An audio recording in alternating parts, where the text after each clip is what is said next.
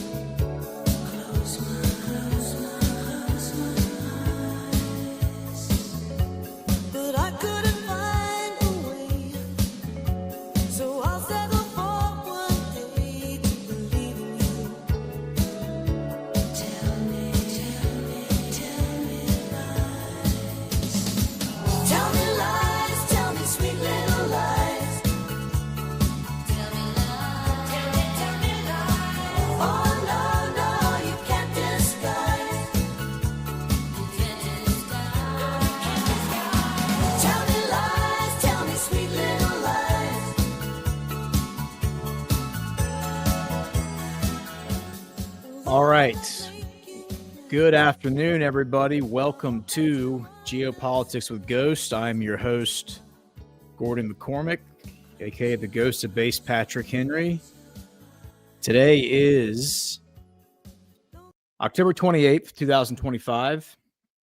And sorry for got started a few minutes late today. A few technical issues. Computer's running a little slow. Probably too many videos and stuff on here I need to clean out. Hard drive's probably getting full. And man, there is just a lot of stories to discuss. Hopefully a lot of y'all saw the Badlands Daily this morning. We were able to cover a lot of stuff there. One thing we didn't talk about was the Middle East. We didn't really talk about we talked about Qatar, but we didn't talk about Israel, and we're gonna go straight to Israel today.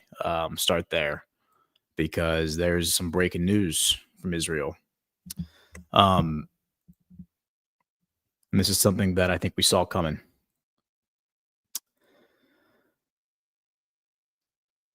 Netanyahu orders immediate and powerful strikes on Gaza.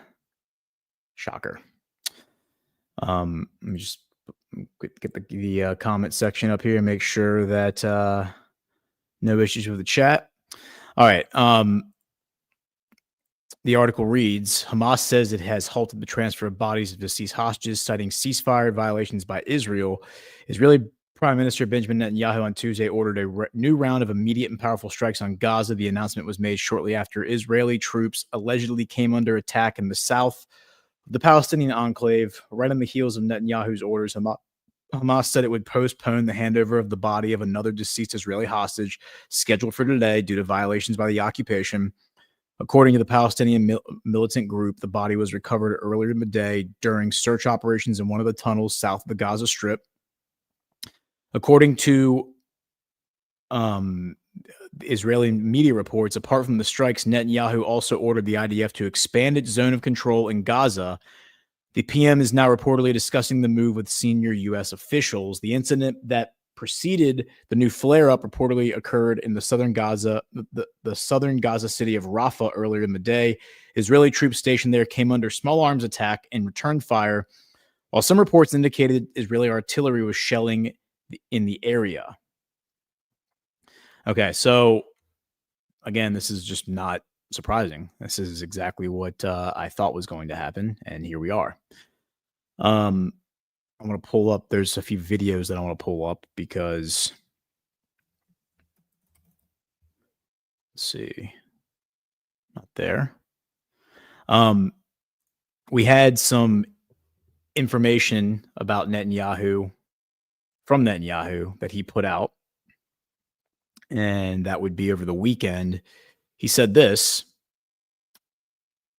Netanyahu denies Washington dictating actions in Gaza. Israel is a sovereign state. Prime Minister insists Jerusalem is still calling the shots as regards Gaza's present and future amid evidence of close U.S. oversight and control, says Israel will determine which foreign troops can deploy there. Prime Minister Benjamin Netanyahu insisted on Sunday that Israel is a wait, I'm sorry, I was misreading the sentence, that Israel is a sovereign state that makes its own decisions on national security matters in the wake of growing rumblings that key decisions about the future of the Gaza Strip are being made in Washington. He also specified that Israel would determine which countries would be permitted to send troops to Gaza within the framework of U.S. President Donald Trump's Gaza peace plan. There's a lot of signal there, by the way. I mean, they're basically telling you that the expectation in Jerusalem and Tel Aviv is that Israel runs the show, not the United States, despite the fact that they are totally dependent on us for funding and military support. Without our military support, there is no IDF. Without our funding, there is no IDF. So this idea that Israel can exist as a sovereign nation, that's actually just not true. It is a protectorate. That is how Steve Bannon has described Israel, and he's 100% right. It is a protectorate. It's 100% a protectorate because without U.S. support, Israel does not exist. In the latest incident of U.S. oversight, the Ynet news outlet reported that a strike in central Gaza on Saturday targeting a Palestinian Islamic Jihad operative planning an imminent attack against troops was carried out only after authorization was received from American officials. Speaking at the start of the weekly cabinet meeting, Netanyahu blasted, quote, ridiculous claims about the relationship between the United States and Israel. Quote, when I was in Washington, people said I controlled the American government, that I dictated security policy. He said, now they claim the opposite, that the American administration controls me and dictates Israeli security policy. Neither is true, Netanyahu declared. Yeah, in my get, like, he's acting like the same people are saying those two different things. It depends on who you ask. If you ask the people who do not like Israel or do not support Israel, who do not support Zionism, they will say that Israel controls the U.S. government, and ostensibly it does. If you ask hardcore Zionists like Randy Fine, if you asked Itamar Ben-Gvir, Bezalel Smotrich, Netanyahu's political opponents, they would say they're the ones who are ribbing Netanyahu right now and saying, well, what? Like, does Donald Trump control you? Are you Donald Trump's puppet? Why is Donald Trump telling you what to do? So it's a little silly. A series of senior U.S. officials came to Israel last week to oversee the implementation of phase one of Trump's Gaza deal. Quote, Israel is a sovereign state. The prime minister stressed the United States is a sovereign state. Our relationship is a partnership. Yeah, and he's absolutely right. It's supposed to be a partnership in theory, which means we can turn around and walk away at any point. We do not have there's no official security pact. It's a partnership. We don't have an official treaty with Israel. We do have security treaties with Qatar. We have security treaties with Turkey, NATO. We have security treaties with Saudi Arabia, thanks to the 1973 or 1974 rather petrodollar deal that Henry Kissinger signed, which said that we would basically be the military force for Saudi Arabia. So we have those deals in place, but we don't actually have anything concrete saying that we're going to support Israel no matter what. We have things like the qualitative military edge, which says that if any country in the Middle East, Arab country or non-Israeli country, purchases weapons from the United States, the U.S. government is required to supply superior weaponry to the Israeli military, or we have to dispatch a battalion of U.S. soldiers to reinforce Israeli security architecture. But aside from that, which I think that's a ridiculous law, tantamount to treason, subversion, that should be completely repealed. We don't have anything that says if somebody attacks Israel, we're going to come in and save the day. Nothing like that, as far as I know, at least. Much of the criticism surrounding Israel's freedom to act in Gaza emerged after a deadly attack killed 2 IDF soldiers in Rafah last week. The IDF blamed Hamas for the attack and launched a wave of intense strikes against the terror group in response, but quickly returned to the ceasefire after the U.S. allegedly pressured Jerusalem to rein in its reaction. Hamas had said the incident occurred in an area under Israeli control where it claimed to have no contact with its operatives for months. Quote, I want to make one thing clear. Our security policy is in our own hands, Netanyahu continued. We will not tolerate attacks against us. We respond at our discretion to attacks, as we have done in Lebanon and most recently in Gaza. We dropped 150 tons on Hamas and on terror elements after the attack on our 2 soldiers. And of course, we also thwart dangers while they are forming before they are carried out, as we did only yesterday in the Gaza Strip. Netanyahu said that Israel, quote, does not seek anyone's approval for that. We control our own security, and we have also made clear regarding international forces that Israel will determine which forces are acceptable to us. That is how we act and will continue to act. This, of course, quote, this, of course, is accepted by the United States, as its most senior representatives have said in recent days. Talking about Marco Rubio, he said, adding that we will continue to control our fate. Netanyahu's office told the Times of Israel last week that it would not accept the deployment of Turkish troops, and the government reportedly remains firmly opposed to any role for the Palestinian Authority in Gaza. Both of those things are going to be non-starters for Trump, in my opinion, but we'll see. On Saturday, the IDF said it carried out a drone strike in central Gaza's Nuseirat, targeting a Palestinian Islamic Jihad operative who was planning an imminent attack against troops. Now, wait a minute. The Palestinian Islamic Jihad is not Hamas, as far as I'm aware. Let's look this up. It's not. Here's the Wikipedia page. The Palestinian Islamic Jihad, commonly the Islamic Jihad movement in Palestine, commonly known simply as Palestinian Islamic Jihad, is a Palestinian Islamist paramilitary organization formed in 1981. The PIJ formed as an offshoot of the Muslim Brotherhood and was influenced ideologically in its formation by the Islamic Revolution in Iran. It is a member of the Alliance of Palestinian Forces, which rejects the Oslo Accords and whose objective is the establishment of a sovereign Islamic Palestinian state.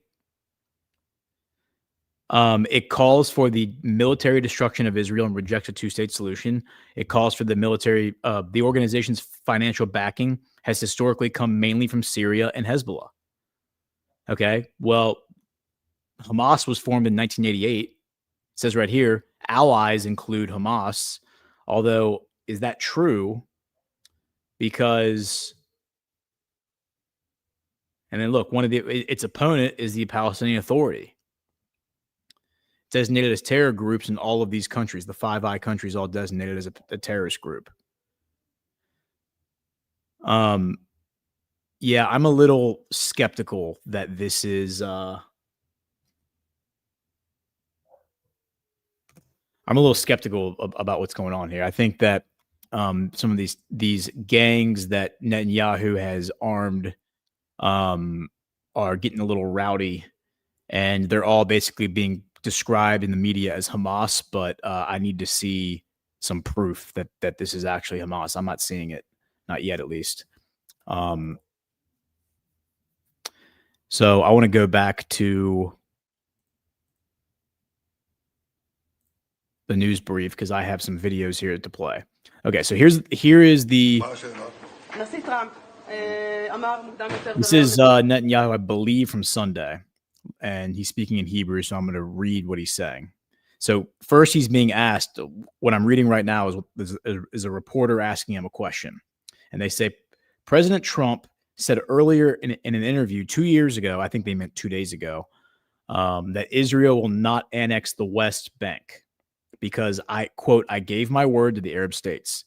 He said that if we do, we will lose American support. Are the Americans now dictating policy to Israel? This is where he's saying, well, y'all are saying it both ways. You're saying first that we control the U.S. government, then we're saying that the U.S. government controls us. No.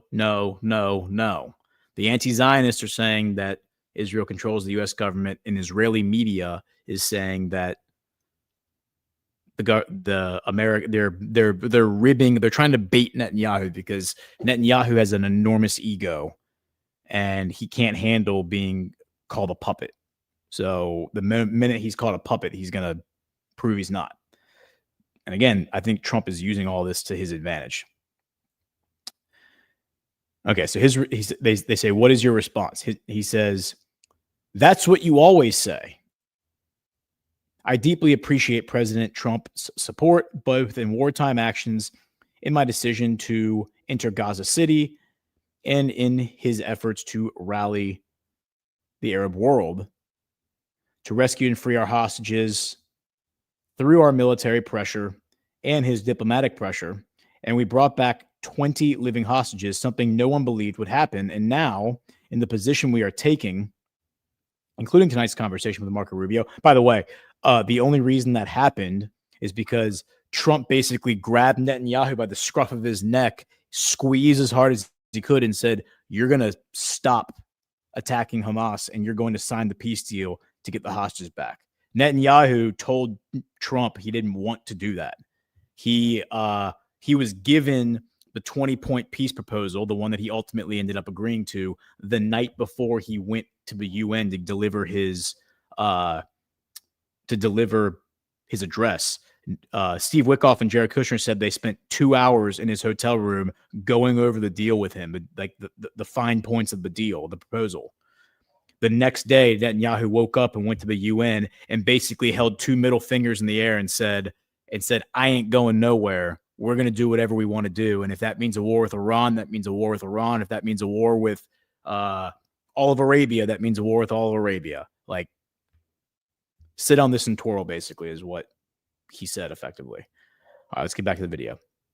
So in earlier vice versa, President Vance, so I think he means Vice President Vance, but he said first with Marco Rubio, then Vice President Vance, to advance the goals of demilitarizing Gaza and dismantling Hamas and its weapons, which are straightforward objectives for us.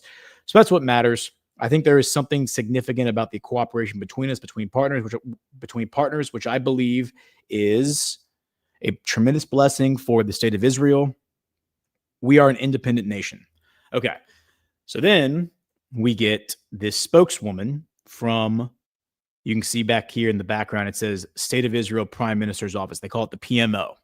Okay. The PMO is kind of like the White House, is like how the equivalent of the White House. So this woman, I guess you could describe her potentially as I don't know if she's has a title like the press secretary. I don't know her name. But she would be something on par with Caroline Leavitt, or maybe like a deputy press secretary. I don't know if they actually have a title of like press secretary. If they do, it's not to the same level as here in America, and that's simply because there's a little more transparency in Israel. Surprisingly, they have this thing where they record all cabinet meetings are recorded. And this is something that Trump started doing. Trump brought the media in and would let them film the cabinet meetings, right? In Israel for a long time, they have recorded like audio, the cabinet meetings, and the cabinet meetings are then transcribed into a written text, and the written text is released. So that answers a lot of questions. And then when they do press conferences, a lot of times just Netanyahu, the prime minister himself or his administration will just be, his cabinet officials will just answer the questions themselves. So this woman, I don't know, some sort of press secretary, but Dan Williams from Bloomberg. She is speaking in English though, so we'll listen to that. Dan Williams from Bloomberg. Is Israel pre-informing the U.S. about military actions in Gaza, such as yesterday's airstrike?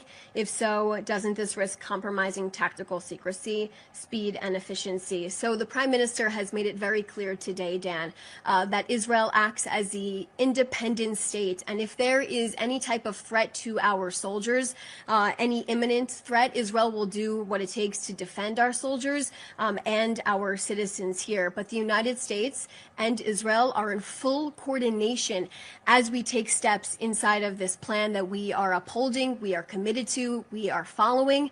And like I said, we are working with the Americans hand in hand, and we will continue to do so throughout this.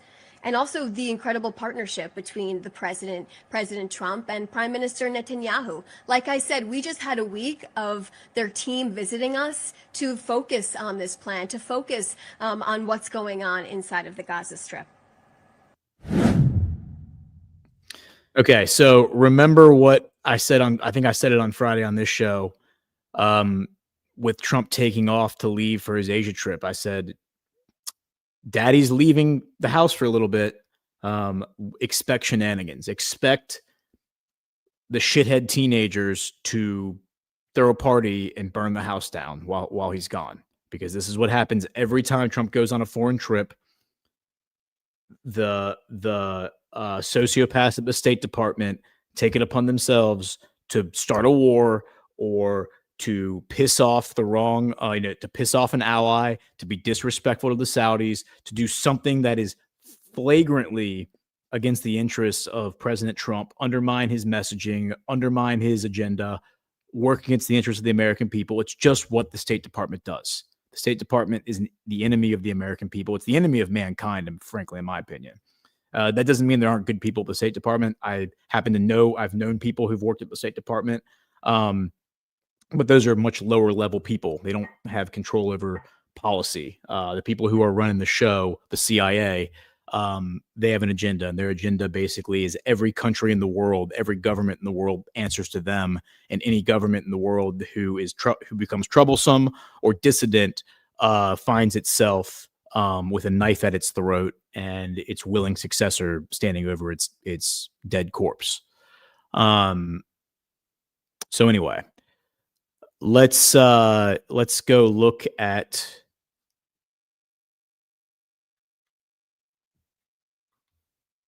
Let's go back to this article because we got on a little bit of a side quest there.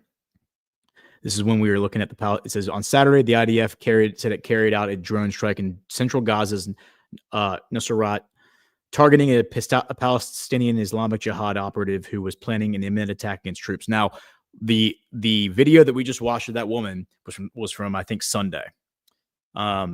She was not referring to the story that we just broke about them restarting the war with Hamas. She was referring to the airstrike on Saturday that apparently was not targeting Hamas, but targeting this other group, Palestinian Islamic Jihad. But again, like this is what the Western media depends on the ignorance of the American people to conflate all these groups together. Just like back in August 2021, when with the debacle that was the withdrawal from Bagram, or the withdrawal rather, from Afghanistan. Remember when ISIS-K blew up the Abbey Gate? The media made it seem like it was the Taliban's fault that happened. And then it was the Taliban who hunted down the ISIS-K guys responsible and killed them on behalf of Donald Trump. So they basically, they prey on your ignorance. And one of the reasons that I do this show and I do this, what I do here, is not because I think that geopolitics is the most important thing ever. I mean, I think ultimately the goal of this movement is to localize our interests and return to local government. But the stories that are used to control us and to extract our wealth and to get us to live in a state of fear are always at the highest level. It's always the geopolitical storylines that, these scary brown people who believe in a different God than us are going to come kill us all because we love Jesus. That's what I've been told my entire life. And it's all a lie. It's all a vicious lie that Satanists use in order to prey upon the God-fearing. And, woe to you, Pharisees, is what I have to say to that. Nusrat is on the western side of the Yellow Line, meaning it is not under Israeli control, according to the terms of the ceasefire. Ynet, citing sources familiar with the incident, reported that discussions about carrying out the strike were held at the most senior levels of the Israel Defense Forces, then by government leaders before being coordinated with the U.S., including a CENTCOM, which oversees U.S. operations in the Middle East, including those relating to Israel. According to the report, that kind of strike on a terror operative would, in the past, during the Gaza war, have required approval no higher than an IDF division commander. After the deadly attack on IDF soldiers and the wave of strikes in response last Sunday, top White House aides Jared Kushner and Steve Witkoff rushed to Israel and arrived on Monday, followed by U.S. President J.D. Vance the next day. U.S. Secretary of State Marco Rubio then arrived on Friday. All the U.S. officials visited the U.S.-Israel Civil Military Coordination Center in Kiryat Gat, which has been set up to oversee the ceasefire and continued implementation of the Trump plan. At a joint press conference on Wednesday, Netanyahu and Vance both pushed back against the suggestion that Israel has become a client state of the U.S. Quote, I want to put it very clearly, Netanyahu said in response to a question on the matter, quote, 1 week they say that Israel controls the United States. A week later, they say the United States controls Israel. This is hogwash. Vance made similar comments on the relationship between the countries, saying, quote, we don't want a client state, and that's not what Israel is. We want a partnership. We want an ally here. He said his visit and those of other senior officials were aimed at monitoring the ceasefire, but he clarified, quote, it's not about it's not about monitoring in the sense of, you monitor a toddler. It's about monitoring in the sense that there's a lot of work, a lot of good people who are doing that work. And it's important for the principals and the administration to keep on ensuring that our people are doing what they need them to do, end quote. Yeah. So again, this is all bullshit. Like, we're just being lied to again and again and again and again and again. And by the way, there is no chance that Netanyahu would say what he said with Donald Trump standing next to him, because you can notice that when Donald Trump is standing next to him, Netanyahu shrinks. He turns into a little boy. When JD Vance is standing next to him, suddenly he's puffing out his chest and beating his chest and talking about how strong Israel is and how Israel's going to do whatever it wants, and the U.S. can go kick rocks. And JD Vance doesn't have apparently the spine to basically put Netanyahu in his place and be like, no, we're the United States, you're Israel. Don't forget the relationship here. Adam Bowler, who is, I guess a U.S. special envoy. I don't think he ever really got confirmed, but I think he's really more of like a special government employee. He had the courage to tell Netanyahu no, and Netanyahu told him, you can't do that. And he said, I can do that because I'm the United States and you're Israel. JD Vance does not have that same spine, and that's why I don't think JD Vance will ever be president. Just my opinion. I don't think he can cut it, because he won't stand up to people like Netanyahu. Frankly, I don't know if there's anyone in DC who will stand up to Netanyahu. I think everyone in DC is terrified of Netanyahu, because they understand that Netanyahu is a bloodthirsty man who will sign the order to have people assassinated like that. And we've seen a lot of people assassinated by Netanyahu. Okay, so let's go to the Jerusalem Post, because this is a great question that is being asked here by the Jerusalem Post. Why does Donald Trump's 20-point plan for Gaza not mention Islamic Jihad? So here you go. Jerusalem Post is pointing out the obvious, that Islamic Jihad is not Hamas. Khalil Shikaki, director of the Palestinian Center for Policy and Survey Research, told the media line that his survey shows Islamic Jihad support at roughly 1% to 2% in both Gaza and the West Bank. Oh my gosh, a whole 1%? A whole 1% is the support they have among the Palestinian population. This Saturday, Israel said it carried out a targeted strike in central Gaza against a Palestinian Islamic Jihad operative it accused of planning an imminent attack on the Israeli troops. While the group denied the allegation, despite heavy criticism, U.S. Secretary of State Marco Rubio said the strike did not violate the U.S.-backed ceasefire. For more stories from the media line, go to In parallel, Israel's foreign minister said Turkey will not accept in any proposal.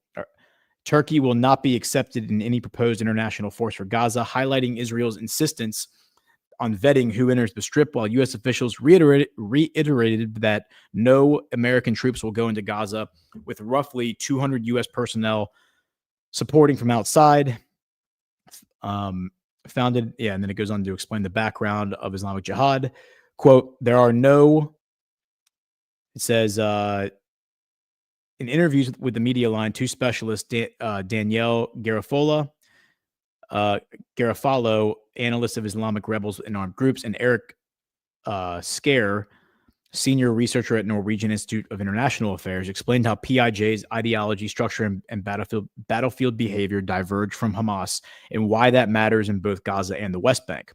Quote, there are small but important ideological differences between Hamas and Palestinian Islamic Jihad, Garofalo told the media line. Quote, Hamas has an Islamist ideology linked to the principles of the Muslim Brotherhood, whose ultimate goal is similar to that of the PIJ, namely armed resistance, an end to the occupation, independence, etc. The PIJ has a more strictly militant and revolutionary ideology. It rejects political compromise and favors people's war and armed action as the only means, he added. Isn't it interesting how, like, we were told that's what Hamas was, but now it turns out that, I mean, Hamas certainly is that compared to the Palestinian Authority, but there's an even more radical group than Hamas, and they have effectively zero support among the Palestinian people. It makes you wonder, how does a group like that even exist if they have 1% support? Money, right? Scared is still the identity split into one line. Quote, so although PIJ has a political wing and a political bureau, it's fair to say that PIJ is a military movement engaging in the political field, while Hamas is a political movement engaging in the military field, he told the media line. The frame also captures their contrasting social footprint. Quote, PIJ has not bothered much about social services, proselytizing, or moral policing to the extent Hamas has. What matters is armed struggle against Israel. Everything else comes later. So in a sense, PIJ aims for liberation for Islamization, while Hamas traditionally has aimed for Islamization for liberation. Trying to wrap my head around that. Liberation for Islamization. Islamization for liberation. Not really sure if I understand the difference. Residents in camp districts from Jabalia to Jenin, the distinction between a political military party and a military political movement isn't theoretical. It shows up in who fixes the power line after a strike, who negotiates the opening of a checkpoint, and who arrives first when shots are fired. Hamas's governing apparatus is present in those mundane moments. PIJ's presence is sharper, narrower, felt in the rhythm of raids and funerals, in the quiet knock on doors that turn cousins into cellmates. That asymmetry is exactly why the two groups behave differently under a fragile truce. As Garofalo noted, Hamas separates its political bureaucracy, foreign offices, social organization, and propaganda from the Izz ad-Din al-Qassam brigades, which is Hamas, and governs. Quote, Hamas governs, exercises territorial control, internal security, and administration, he said. Governance forces trade-offs, sequencing fire and partners, absorbing international pressure, and keeping the civil apparatus from buckling. By contrast, PIJ is, quote, smaller, more centralized in its military command, and sometimes acts as a more clandestine structure, less interested in civil politics, he said. That leanness removes many breaks in crises. Quote, PIJ tends to focus on raids, rockets, and military operations without the constraints of civil management. This can lead to more reckless escalations, even if Hamas then pays the political and military cost, he added. Scare warned against false precision. Quote, we do not have specific numbers on PIJ's militants, but some estimates range between 5,000 and 8,000 compared to the Al-Qassam brigades, Hamas, of 30,000, which gives a sense of differences in size. What is clear is the tool set. Quote, PIJ has engaged in the same type of military tactics as its sister movement: mortars, rockets, ambushes, and armed clashes, IEDs, and sniper operations, although Hamas has carried out more complex ambush operations, he added.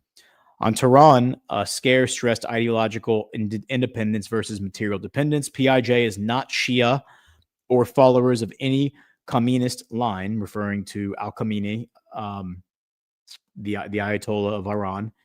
It's a marriage of convenience. The movement has grown de facto dependent on Iran, which limits its maneuverability should their interests conflict. As one saw in 2015-2016, he noted, Garofalo saw the same post-2023 trade-off. Quote, PIJ became more powerful and more militarized. Ties with the IRGC via Hezbollah have increased the PIJ's capabilities. At the same time, this dependence has reduced part of its strategic autonomy. He said recent U.S. measures against IRGC, QF financial and procurement networks, including crypto and front company pipelines, illustrate the levers mediators point to when trying to curb PIJ's tempo. I don't know if we need to keep reading this article, but it's very clear that we're talking about two different groups here. And then we go back to what we were talking about last week, where I was showing you the pictures of the Hamas guys holding, the guys with their hands on their heads, and the Hamas guys had the guns at their head. And the media was presenting this as, look at what Hamas is doing to the people in the poor people in Gaza. And the reality is the people they were rounding up and putting the guns to their heads were probably armed militants who were trying to break the ceasefire, who were trying to stir shit up. Question: if the PIJ only has 1% support in Palestine, how do they have 8,000 fighters? The answer is simple. A lot of those fighters are probably not Palestinian. They're probably mercenaries that are brought in from outside of Palestine. Or somebody goes into these places, to these neighborhoods with bags of money and says, who wants to get paid?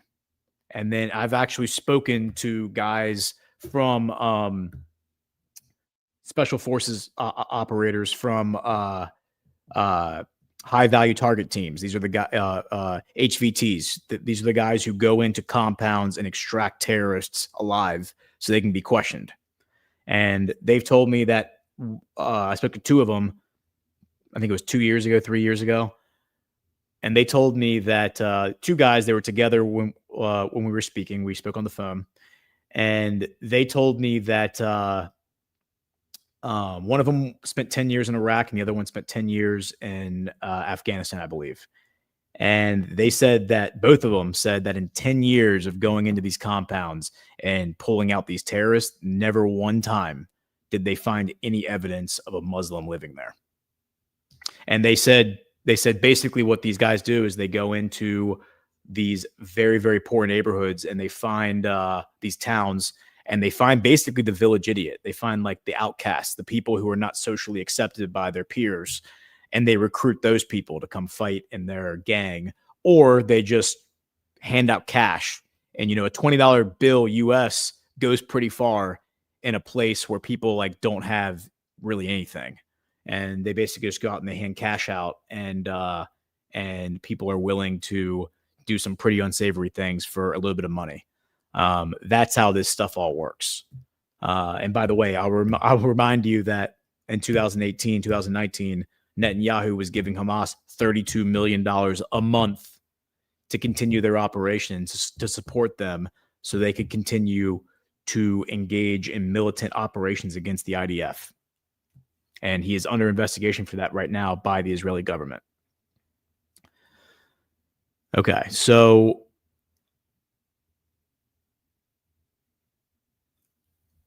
let's see.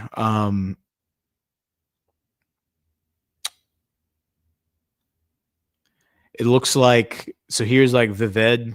This guy is, as I understand it, this guy is actually based out of India. He's like one of the larger, he has like 500,000 followers. He's one of the larger Zionist influencers on X. I'm pretty sure they're about to deploy something that wherever you sign in from, like wherever your account is tied to, like that, it shows up in your profile. So this guy might get exposed pretty soon for being based out of India, because everybody and their mother says this guy is based out of India. We'll see. But here's what he says, because he does. I mean, he engages with all of the television characters. The television characters retweet his stuff all the time, including, I think, General Flynn. Breaking: Benjamin Netanyahu has given direct orders to the IDF to immediately carry out powerful strikes in Gaza following Hamas violating the ceasefire. Good. We absolutely stand with this decision. So that is how they feel about it. Doesn't mean everyone in Israel supports this, but I'm saying that the Zionist movement online does support this, and we have to be very aware of that as we navigate this. And I mean, I think the only way to deal with this is to wash our hands of it and walk away and say, okay, you want to do it, go do it by yourself then, man. Bannon's been saying this for a while. If you want to go do this, good luck. Go do it by yourself. I said the exact same thing. Go do it by yourself. Best of luck to you. We wish you the best of luck in the wars to come. But we're not riding out with you this time to that battlefield. You're going to do it by yourself. And you're not just going to be fighting Palestine. You're going to end up fighting the entire Middle East, backed by Iran, China, and Russia. Oh, God. Here's Lindsey Graham. I totally support the recent military action by Israel against Hamas. Shocker. The idea that Hamas will voluntarily disarm is a fantasy. The idea that an international force will be deployed to Gaza with a mandate of forcibly disarming Hamas is very problematic. Wait, isn't that what the IDF is doing? Allegedly? Without Hamas being disarmed and removed from power permanently, there will be no pathway to stability and peace in the Middle East. Hamas is killing their opposition and consolidating their power. If Israel believes it is necessary to re-engage Hamas militarily, so be it. They have my complete backing. Okay, fine. Go start a GoFundMe and raise as much money as you can online for it. But we're done as Americans backing this. And I really hope President Trump does not like continue to water these plants, so to speak. Enough's enough. Like, goodbye, good luck, we're done. We're not doing this anymore. And if Lindsey Graham wants to strap up and go ride into battle with Netanyahu, good luck, dude. Good luck. But we, America, are done. I find the Arabs to be infinitely more appealing as long-term partners. They have demonstrated a level of restraint and a level of diplomacy that is not seen, certainly not seen in Israel. I would say it's not seen in Europe either. I think the Europeans are frankly almost as bad as the Israelis in terms of their desire for bloodlust, for bloodshed. And I would just say that good luck, man. Like we're done though. Like we're gonna ride off and go do our thing. We're gonna go into the golden age. Israel can go do the book of Revelations or whatever it is they're going to do. And we'll see in 10 years who comes out better. But yeah, we're done. I want to check on the Saudi foreign ministry. Let's see what the foreign ministry is saying. Because this story broke literally like minutes before we went live.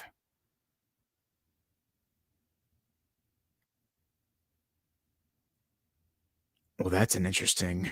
Okay, that's interesting. We want to look at that. And what I'm talking about is this story from a few hours ago. Pakistan and Saudi Arabia launched $6 billion economic cooperation framework. Pakistan's Prime Minister Mohammed Shahbaz Sharif and Saudi Crown Prince Mohammed bin Salman met in Riyadh on October 27, 2025 during the Future Investment Initiative to announce a new economic cooperation framework aimed at boosting trade, investment, energy, and regional stability. The agreement includes a $6 billion support package with $1 billion in oil facilities and $5 billion in deposit rollovers to aid Pakistan's economy. This builds on a recent defense pact and aligns with Saudi Vision 2030 and Pakistan's revival efforts. And so here's Shahbaz Sharif making a post about it. I think this is the guy who, indulge me for a second, chat. Let me see if this is the guy that spoke. Is Shahbaz Sharif the guy who spoke at the Egyptian Peace Summit? Yeah, he is the Prime Minister of Islamic Republic of Pakistan. This is the guy that like teared up talking about how much he loved Donald Trump.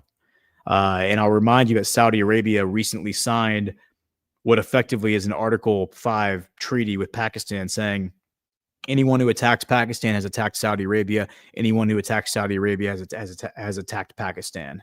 And Pakistan has nuclear weapons. And here's a joint statement from the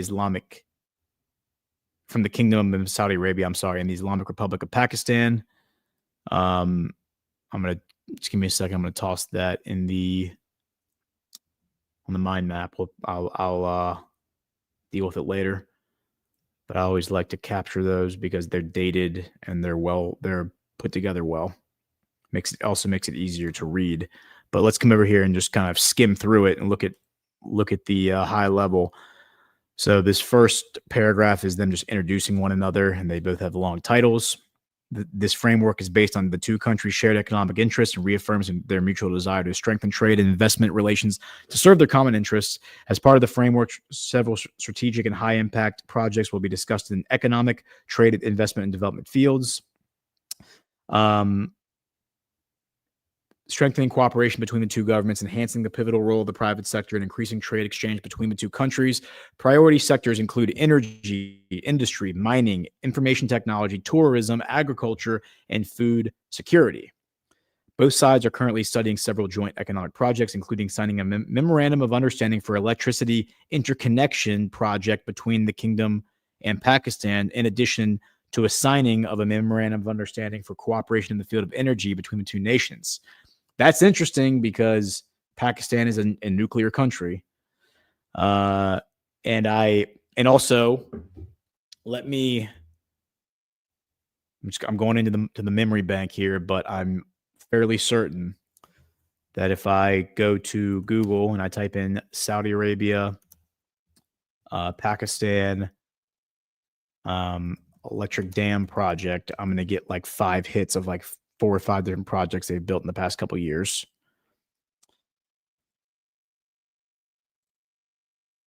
All right. And so there's one project that's coming up. Nope.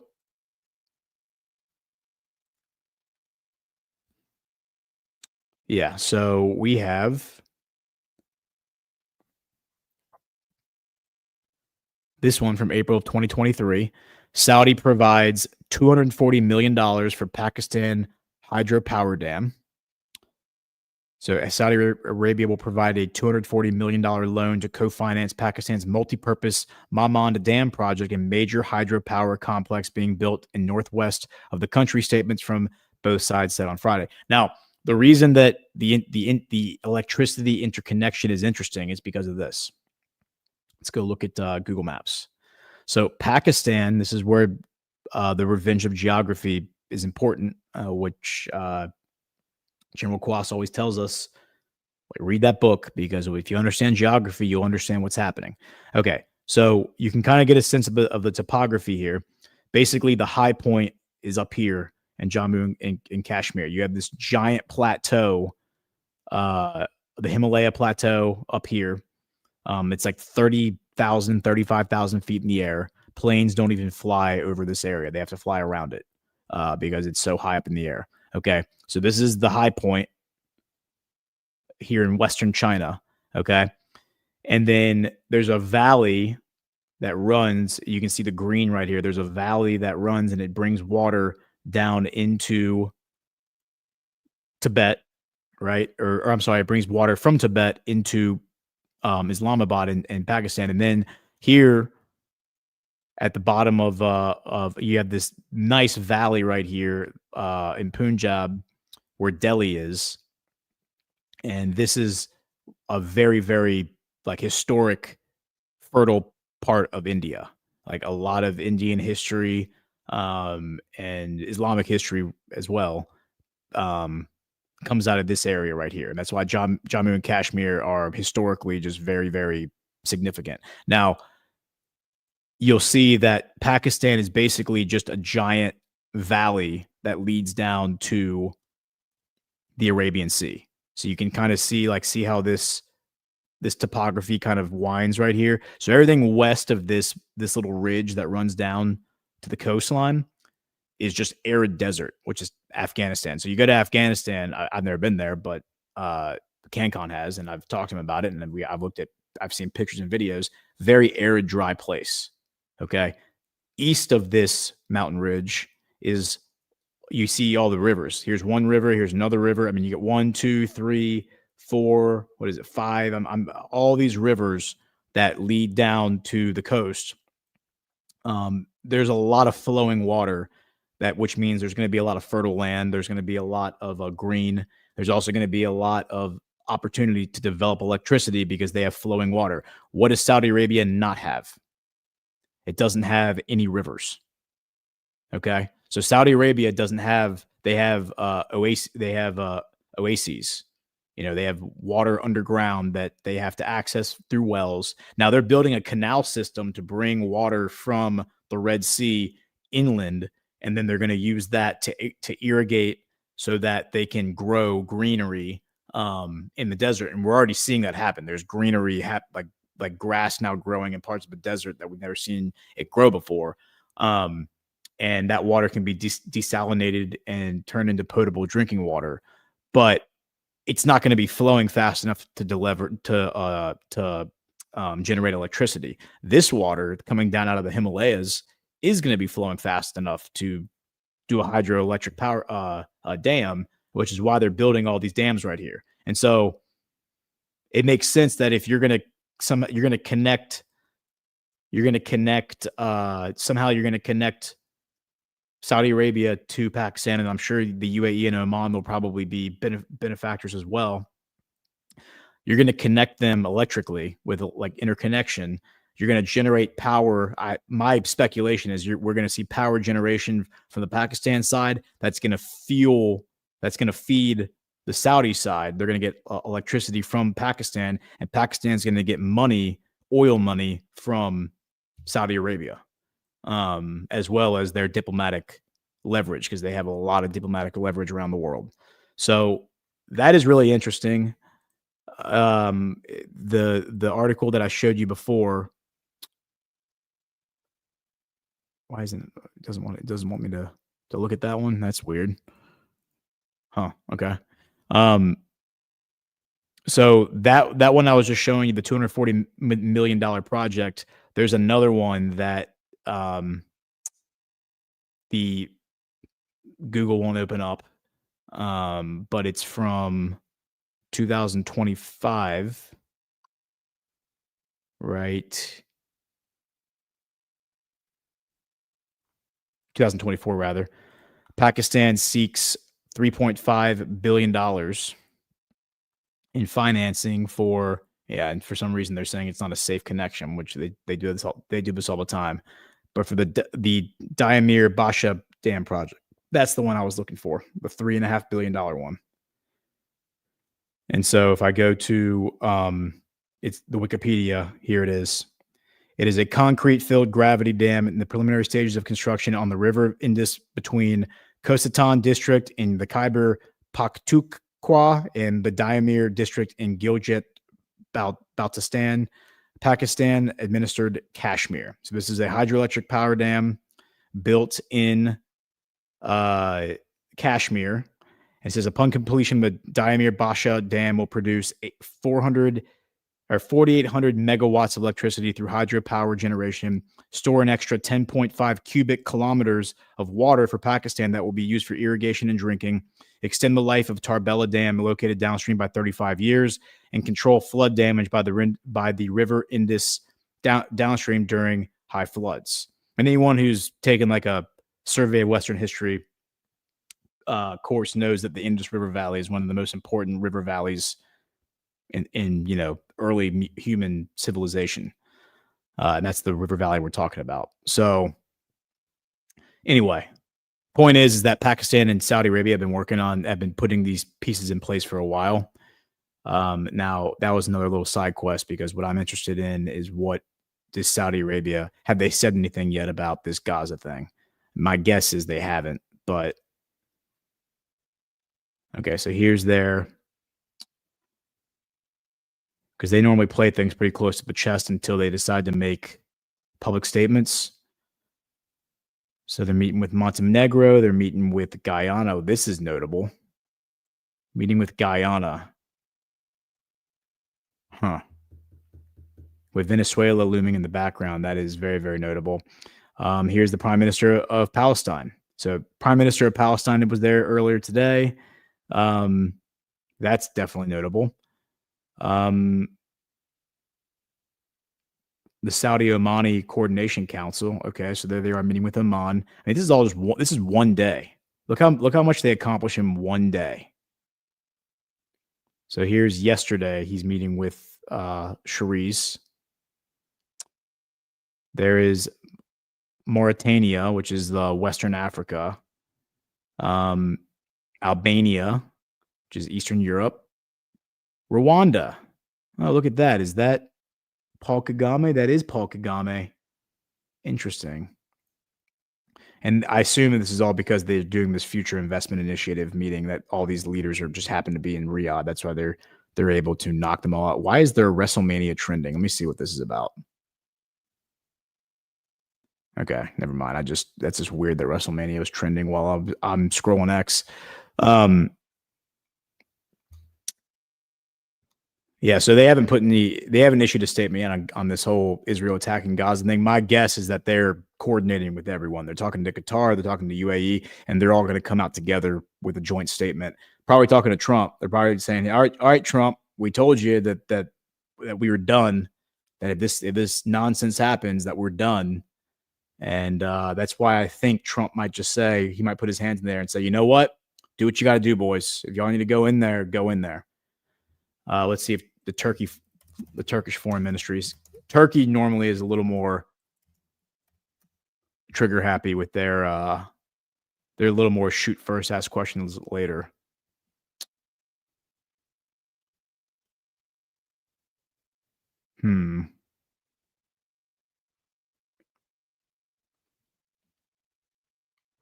Nope, nothing from Turkey.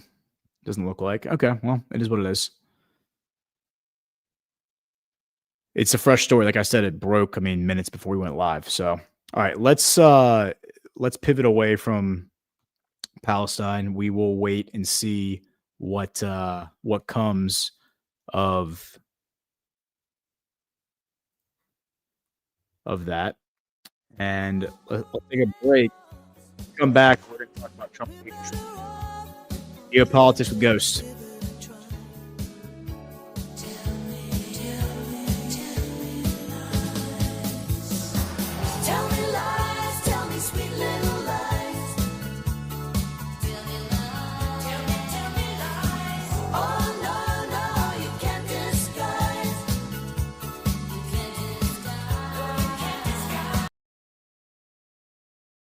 What is the Sovereign Alliance? The Sovereign Alliance are a collection of leaders and countries that are aligned not in the vision for their countries, but against a vision that has been thrust upon them. I believe that the Sovereign Alliance is less a battle for something and more a battle against something. They are against globalism, collectivism. They are against the rules-based international order. Sovereign Alliance, the latest addition to Badlands Rise merch, available now at badlandsmedia.tv/rise.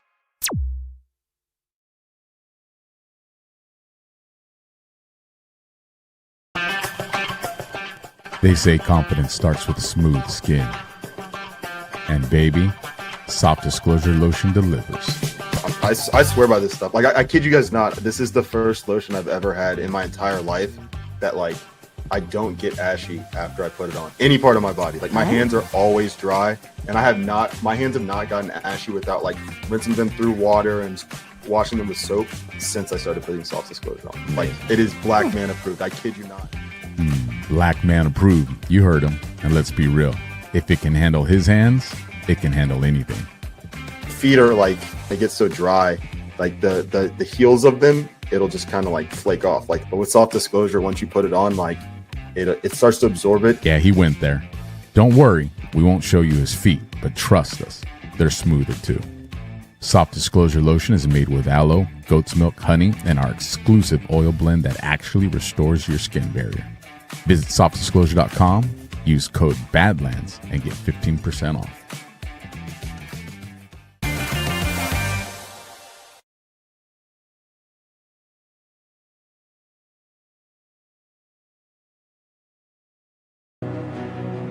Here on the sun-kissed shores of Cocoa Beach, where the ocean meets the horizon, the Great American Restoration Tour continues on November 6th through the 9th, 2025.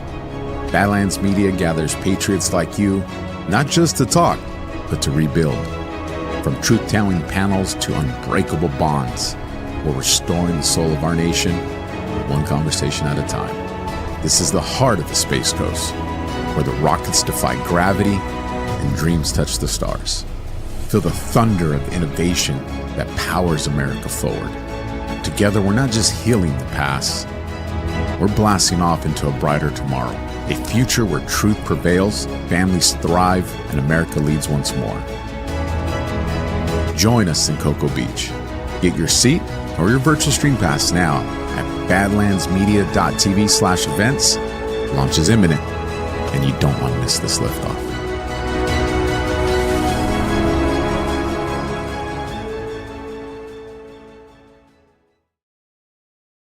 I'm excited to announce that we're having our biggest 3-in-1 sale ever with a limited edition product, a back-in-stock special, and a closeout deal you won't find anywhere else. So go to MyPillow.com or call the number on your screen. Use your promo code to get our MyPillow bed sheets, only $29.88.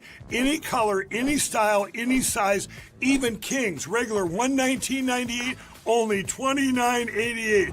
Once they're gone for good. How about our My Towels? They're finally back in stock, but not for long. Get a 6-piece My Towel set, regular $69.98, now only $39.98. And for the first time and the only time ever, get our limited edition premium My Pillows. They're made with Giza cotton and designer gusset. Queen $17.98, Kings only $19.98. So go to mypillow.com or call the number on your screen. Use your promo code to get the best offers ever. Quantities are extremely limited, so order now.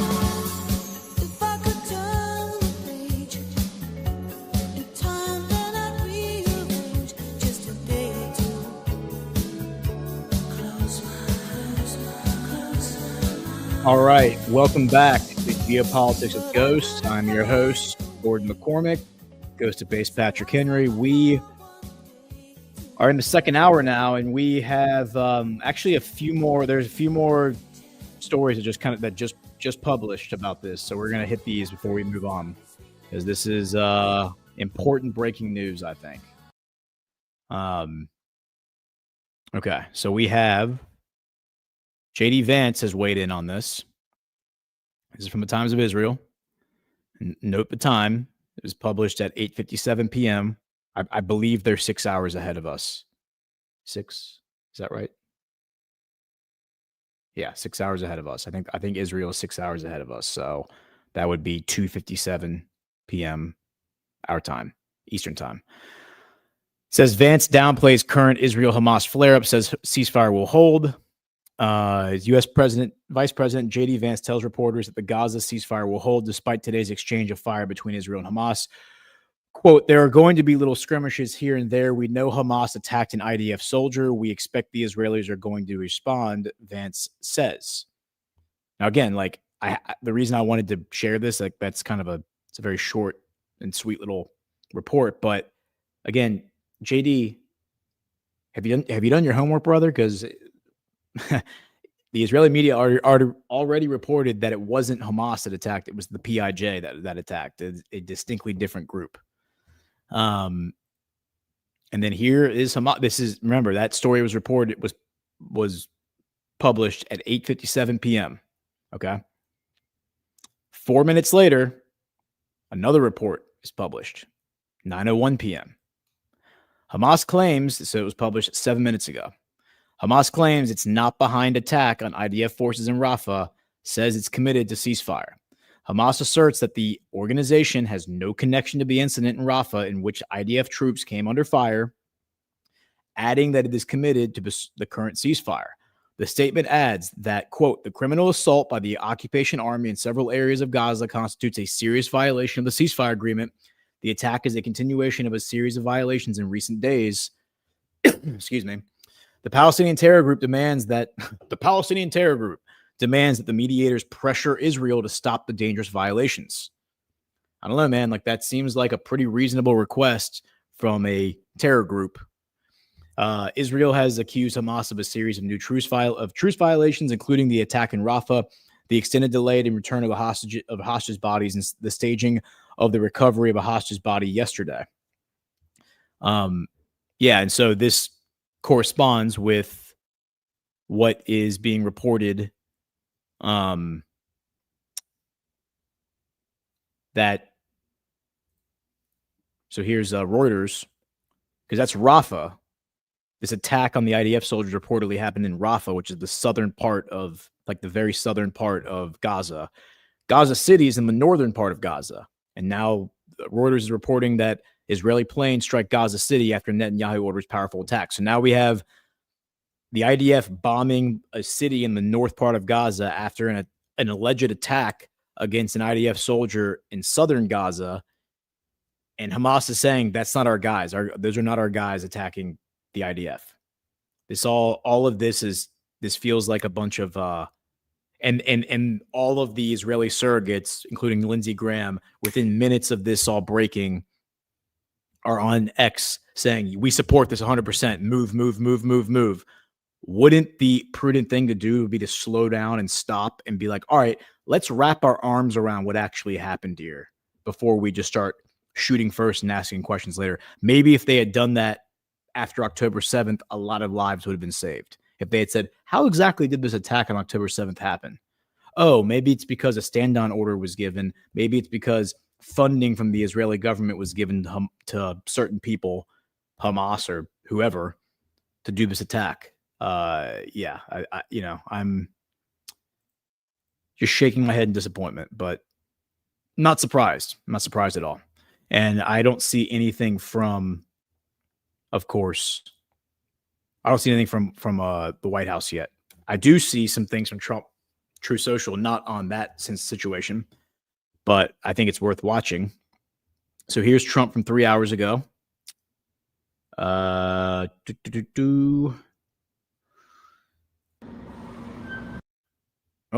why is that not wanting to play? Hold on.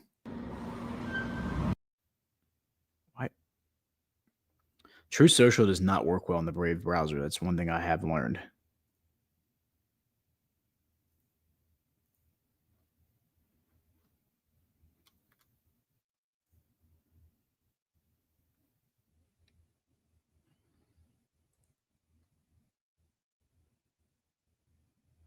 Now it doesn't even want to play the video.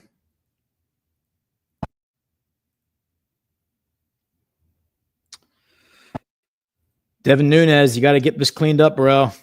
True Social is just not a very easy to use interface. So I guess we won't watch this video, but it looks like it is.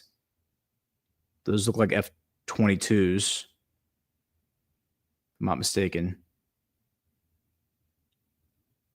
They're either F-22s or F-35s. Trump. Those are F-35s. That's a badass video. It's too bad we couldn't watch it. All right, then here's Trump addressing the troops on the USS George Washington in Yokosuka, Japan.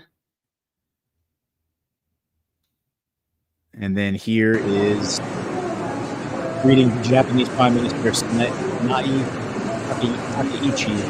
Akasaka Palace.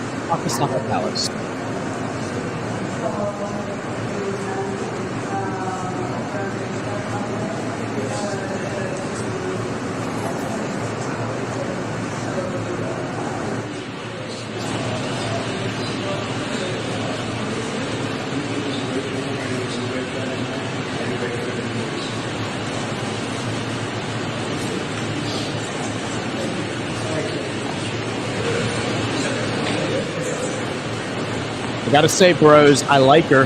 I like her a lot. I still hold out hope that our boy. What is going on with True Social? I gotta get off True Social. It's just kind of a nightmare. I don't know why True Social is so. It doesn't work well in Brave browser, in my opinion. So anyway, like it wouldn't even load the feed right there when I was going back to the tab.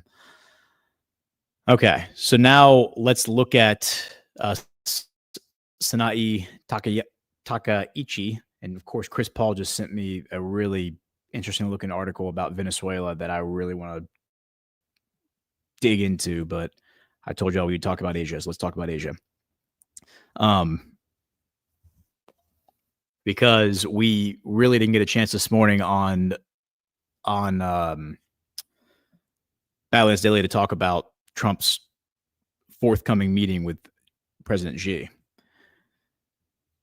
Now, the real story, I think, because the Xi story, we don't really have that many details. There's not a lot out there thus far about what we're going to expect from the meeting with Xi. But what we do know is that Trump told Takaichi, you can have anything you want.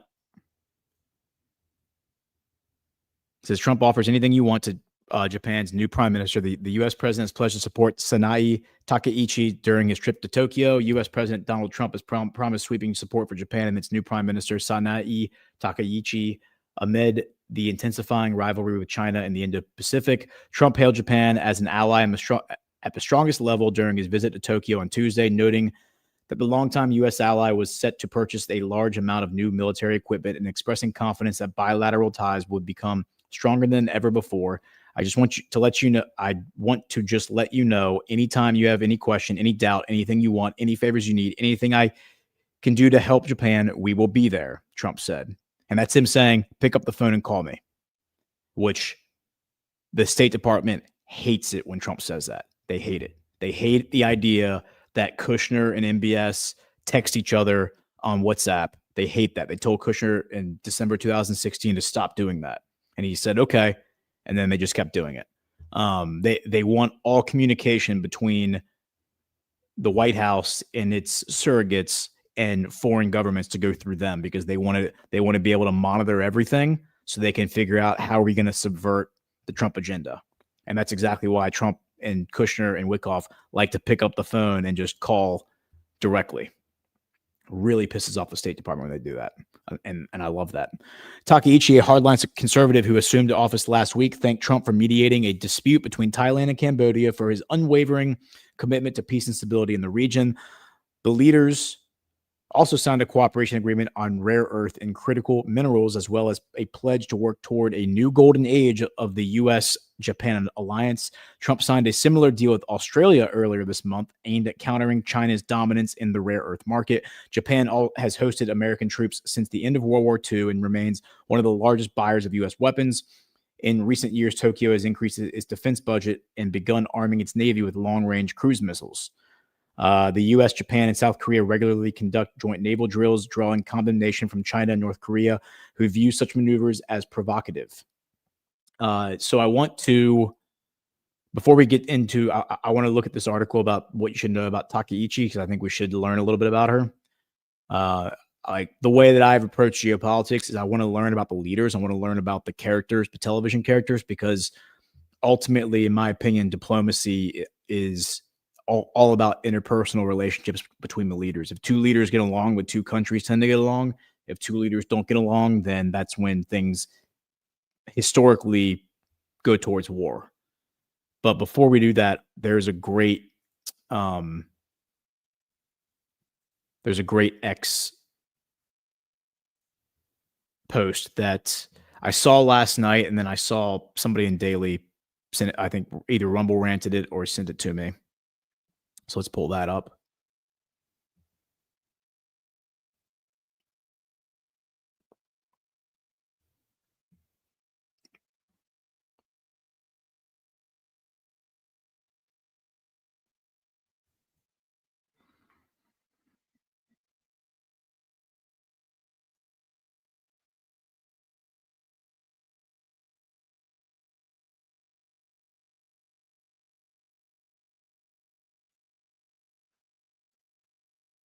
Sorry, why is this thing not?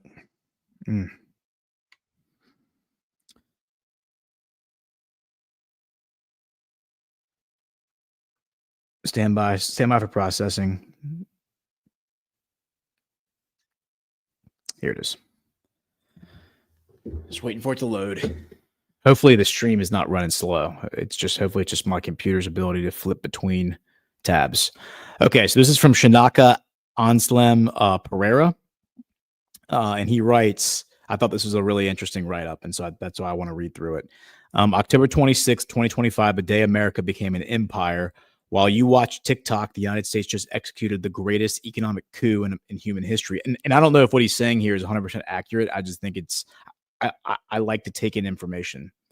So we'll take this information in and we'll see how accurate he is in the future.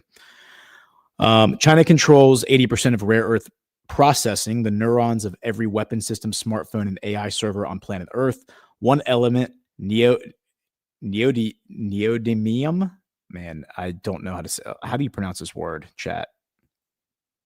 Let's look up how to pronounce it, because if I'm going to say this word, I either want to know how to pronounce it or I want to be able to intentionally pronounce it incorrectly. But neodymium, that is a nightmare of a word. Neodymium. Okay. Well, the chemical element symbol Nd and atomic number 60. All right, it's a rare earth. Fine. Without it, F-35s don't fly, Teslas don't move, data centers go dark. Trump threatened to destroy $300 billion in Chinese exports with 100% tariffs. Beijing responded by threatening to choke the global technology supply chain. Then something impossible happened. The 72-hour checkmate. October 24th, Malaysia signs a mineral pact. October 25th, Thailand signs a processing deal. October 26th, the framework announced China blinks. Hidden in the fine print, $13 billion of Australian rare earth processing, Cambodia extraction rights, Japan's 2010 playbook, which cut Chinese dependency 30%, now deployed across $350 billion in American AI infrastructure, the number that ends globalization. U.S.-China trade $758 billion. So he's recapping. The U.S.-China trade number in 2018 was $758 billion. In 2024, it's $578 billion. So it's gone down roughly almost $200 billion. That $180 billion didn't vanish. It relocated to nations that bend the knee. ASEAN, which ASEAN, I believe, is the what is ASEAN? It's the Association of Southeast Asian Nations, commonly abbreviated as ASEAN, is a regional grouping of 11 states in Southeast Asia. They probably have a map. Yep, here's the map. So it's all these countries, not China. It's basically like Indonesia and all the surrounding island nations, and then the Thailand, Cambodia, Vietnam peninsula.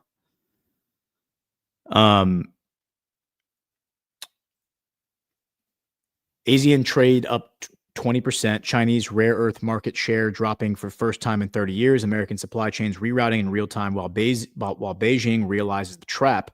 Here's what they're not telling you. This isn't trade negotiation. It's tribute collection. Trump just converted the world's largest consumer market from a trade partner into a weapon. Every nation now faces a choice: access to American markets or access to Chinese supply chains. Not both ever again. The $20 billion soybean freeze, first since 2018, isn't retaliation. It's a demonstration. China can inflict pain. America can inflict extinction. The pattern that broke reality. 17 times since 2018, interesting number. Identical playbook, announce apocalyptic tariffs, markets crater, China retaliates, then exemptions appear for allies. Pressure multiplies on Beijing. 63% of Chinese goods face maximum tariffs. Allied nations, 4%. Every chaotic threat was a calculated bid. Every impulsive tweet moved supply chains. Every trade war, quote unquote, headline masked the systematic dismantling of Chinese technological sovereignty. And what's interesting about that line right there, about every chaotic threat was a calculated bid, that's exactly how Trump handled the first administration. If you go back and you look at the headlines that were circulating, particularly in 2017 and the first half of 2018, the first 18 months, 14 to 18 months that Trump was in office, a lot of threats from Trump about issuing tariffs on people. Almost none of those tariffs actually got implemented. But everybody, Vietnam, Japan, all of them were threatened with tariffs. The only tariffs that Trump actually implemented were, I think he did a 15% on on aluminum, a 25% on steel, and then he did $34 billion. It was like select products from China were targeted. $34 billion of Chinese products were targeted. Now he's targeting basically all Chinese products, maybe with a few exceptions, but hundreds of billions of dollars of Chinese goods. And he's actually done tariffs this time as opposed to just threatening them. But he does use these ridiculous threats of like a 125% increase on China, 400%. Mr. Wonderful came on television and said 125%. Why not do 400%? Like just do 400% on the Chinese, like really get them to play ball. It's just a lot of it is just projection. And obviously Trump and Xi, I think, are working together, doing a pincer move against the transnational corporatists. All right, so back to the tweet. What happens next? November 1st, Xi meets Trump at APEC. So I was under the impression they were meeting on the 30th, which is Thursday. So we'll have to verify whether that's actually still happening. And maybe it's being pushed back until Sunday or Saturday rather. But my understanding, when they first announced it, they said October 30th, which is Thursday. The deal is already done. Rare earth access for tariff relief. American boots on Asian rare earth facilities. China gets to save face. America gets the future. Taiwan, AI dominance, technological independence, and the end of the competitive multipolarity, all bundled into a trade framework the media will call a truce. The truth, globalization didn't collapse. It was conquered. So I thought that was a really interesting post. And then he follows it up because somebody responds to him and says, America didn't end globalization, it privatized it. The empire model was now subscription-based, pay with loyalty or lose access. The question isn't who wins, but who escapes the system first. What happens when the market becomes a weapon? And that's a little bit of an ignorant post, and it comes from somebody whose name is XRP Watcher Janice. And, there's a G-Money joke in there that I'll refrain from making, but okay. And then this guy responded by saying, globalization didn't die, it got a paywall. Receipt 1, access now depends on permissions, not prices. Dollar clearing, Swift pipes.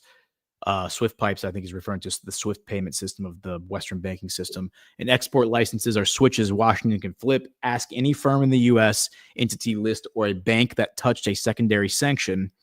Receipt 2, chips proved the model. 2022 through 2025, controls barred EUV to China and roped in ASML, TSMC, Samsung, NVIDIA. I think those are all chip manufacturers. Join the rule set or lose the market. That's subscription geopolitics. Receipt 3, supply chains are voting with their feet. China plus one turned into China plus many. Vietnam, India, Mexico, and ASEAN pulled record FDI while U.S. tariffs and tech bans stayed. Globalization didn't collapse. It rerouted through members-only corridors.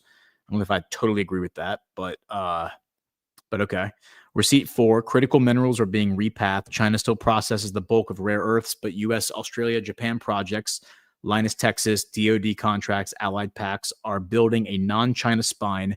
Inputs become leverage becomes policy.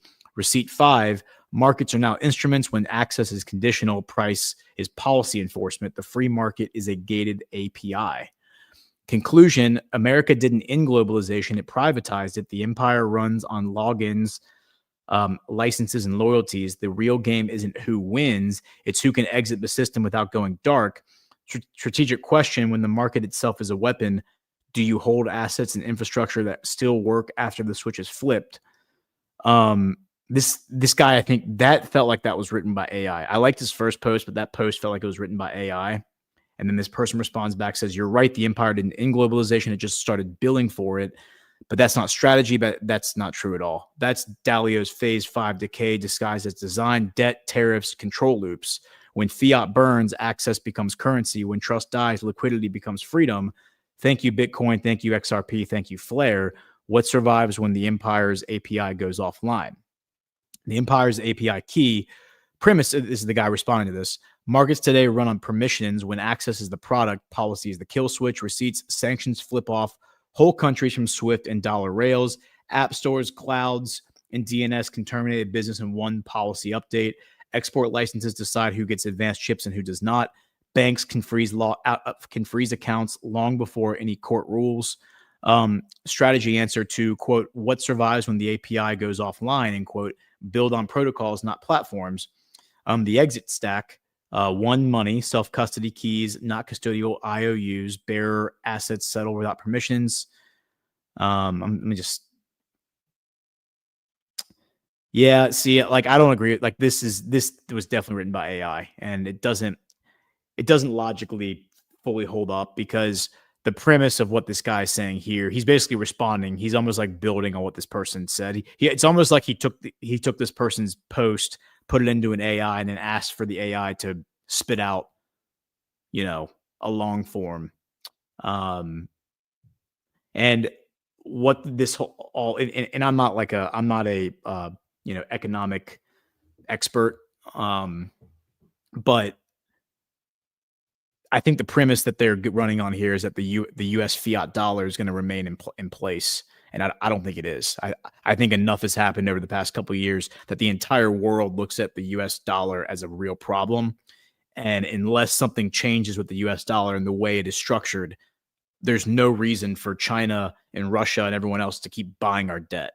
Like there's no reason. Why would you go into the bond market and buy bonds when the Federal Reserve will lower rates whenever they want, just on a political whim, not because of what is sound fiscal policy or sound economic policy, but because of who is elected president or what is happening in the news cycle, or where do they need to direct the public's attention? Why would you invest in the bond market when the rates are being changed that subjectively? Or when Congress can press a button and print more money, when the Federal Reserve can press a button and print more money, why would you go into USD? Why not go into Bitcoin? Why not go into gold? Why not go into silver? Even XRP or one of these other cryptos. So, and we're seeing that. We're seeing the de-dollarization around the world. Like, countries are dumping their bonds. They're not buying treasury bonds anymore, which is why the treasury bond market is in a bear market right now. And for the first time ever, you're seeing what is it? A treasury bond bear market alongside inflation, like really bad inflation, alongside like silver and gold spiking. Like, these are all bad signs in terms of like the future of the US dollar. Now, I think there's a plan to give us a soft landing, but the idea that globalization isn't going away, it's just being privatized. Globalization was always privatized. It was always owned by corporations.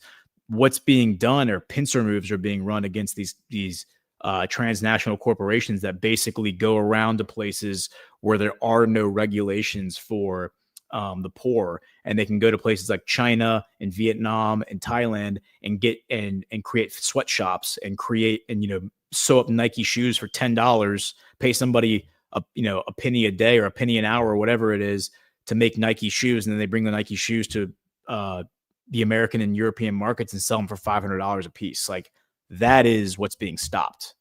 They're not allowing that anymore. Like, and the tariffs are stopping that. If you want to make Nike shoes, you're gonna have to pay somebody in America to make them, and your profit margins are gonna shrink, because you're gonna have to pay somebody $20 an hour or whatever, $25 an hour to make Nike shoes, and you're still going to sell them for the same price. You're just going to make a lot less money doing it. And the corporations are going to have to they're going to have to adjust. They're going to have to make changes to their business model, and not my problem to figure that out. So it is what it is. Okay. So real quick, let's evaluate what is happening with the Trump Xi. Let's do a live dig on the Trump Xi meeting, because it was announced as October 30th. I want to see if that's still holding. I wrote a take on this a few days ago. Okay, so we have a Fox News and an NBC article. Let's go to the NBC article first. This is from 5 hours ago. Trump says, U.S. China close to trade Judge extends ban on Trump firing federal workers during government shutdown. Go pound sand, Judge. Trump says U.S.-China close to trade deal ahead of Xi talks, TikTok decision. Trump signed separate trade and mineral agreements with his Malaysian and Cambodian counterparts, as well as frameworks for trade pacts with Thailand and Vietnam. Malaysia agreed to refrain from banning or imposing quotas on exports to the U.S. of critical minerals. Wendy Cutler, senior vice president at Asia Society Policy Institute, pointed out that the agreements focused on cooperation rather than hard commitments. U.S. President Donald Trump said Monday that Washington and Beijing were poised to come away with a trade deal ahead of his expected meeting with Chinese leader Xi Jinping. Speaking aboard Air Force One en route to Japan from Malaysia, Trump added that he could sign a final deal on TikTok as early as Thursday. Okay, so yeah, they are meeting Thursday. I have a lot of respect for President Xi, and we're going to come away with the deal, Trump said. He began his whirlwind week-long Asia trip on Sunday with a flurry of trade and mineral agreements with his Malaysia and Cambodian counterparts, as well as frameworks for trade pact with Thailand and Vietnam.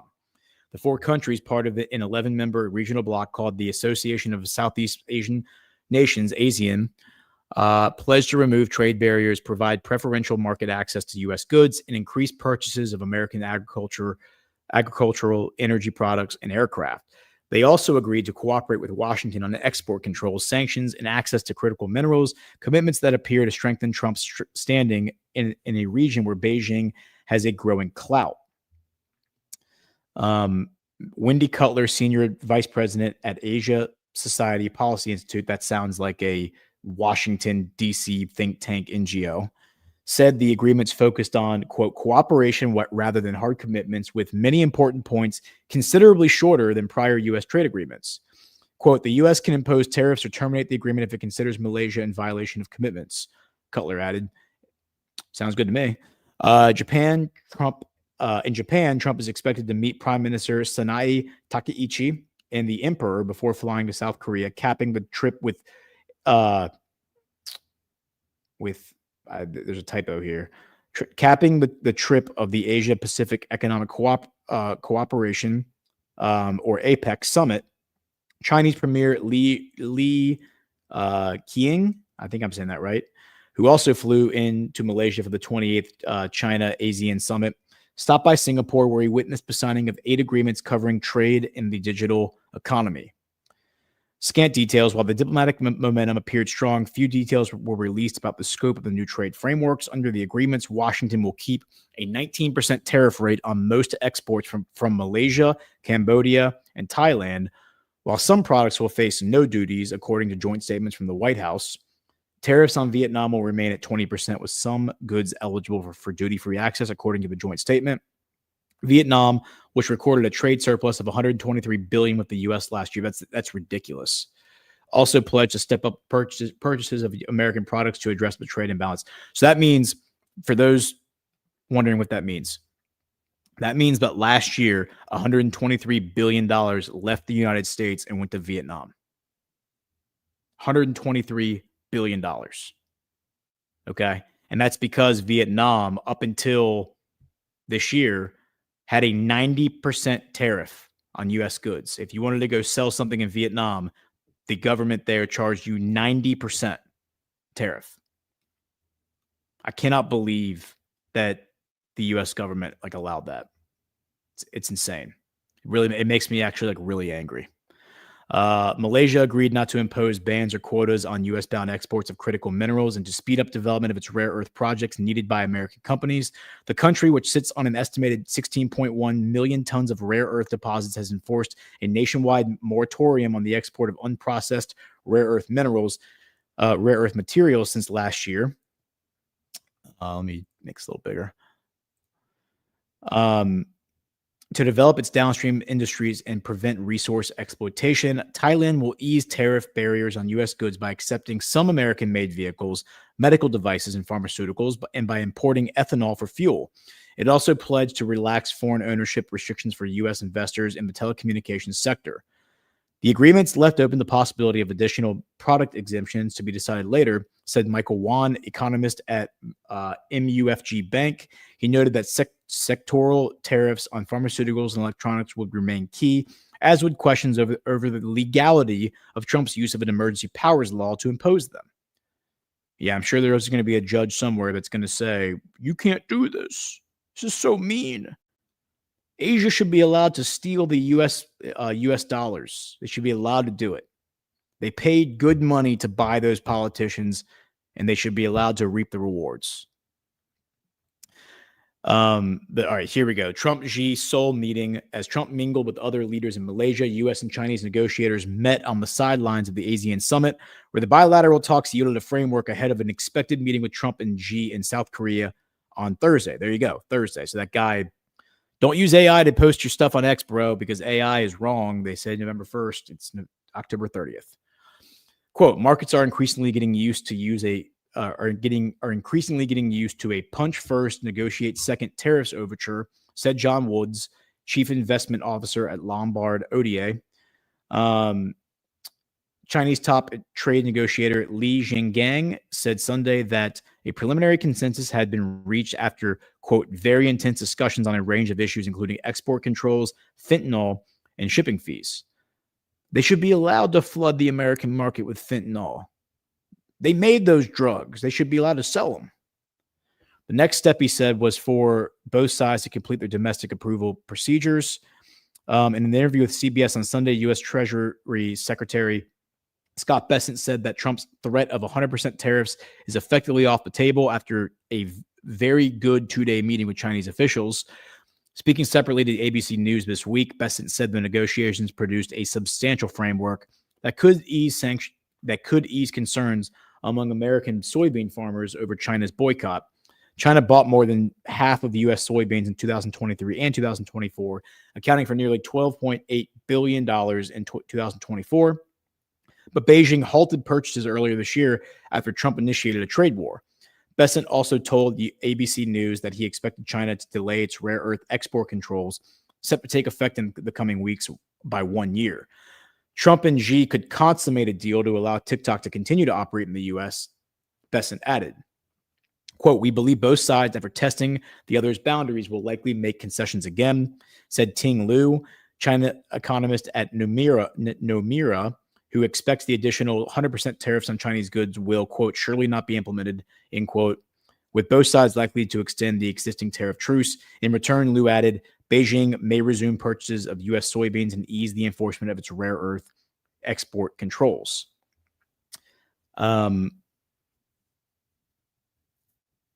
Okay, so I want to look at this Fox News article. Trump predicts very happy outcome ahead of the face-to-face with China Xi after tariff threats. A lot of this may just be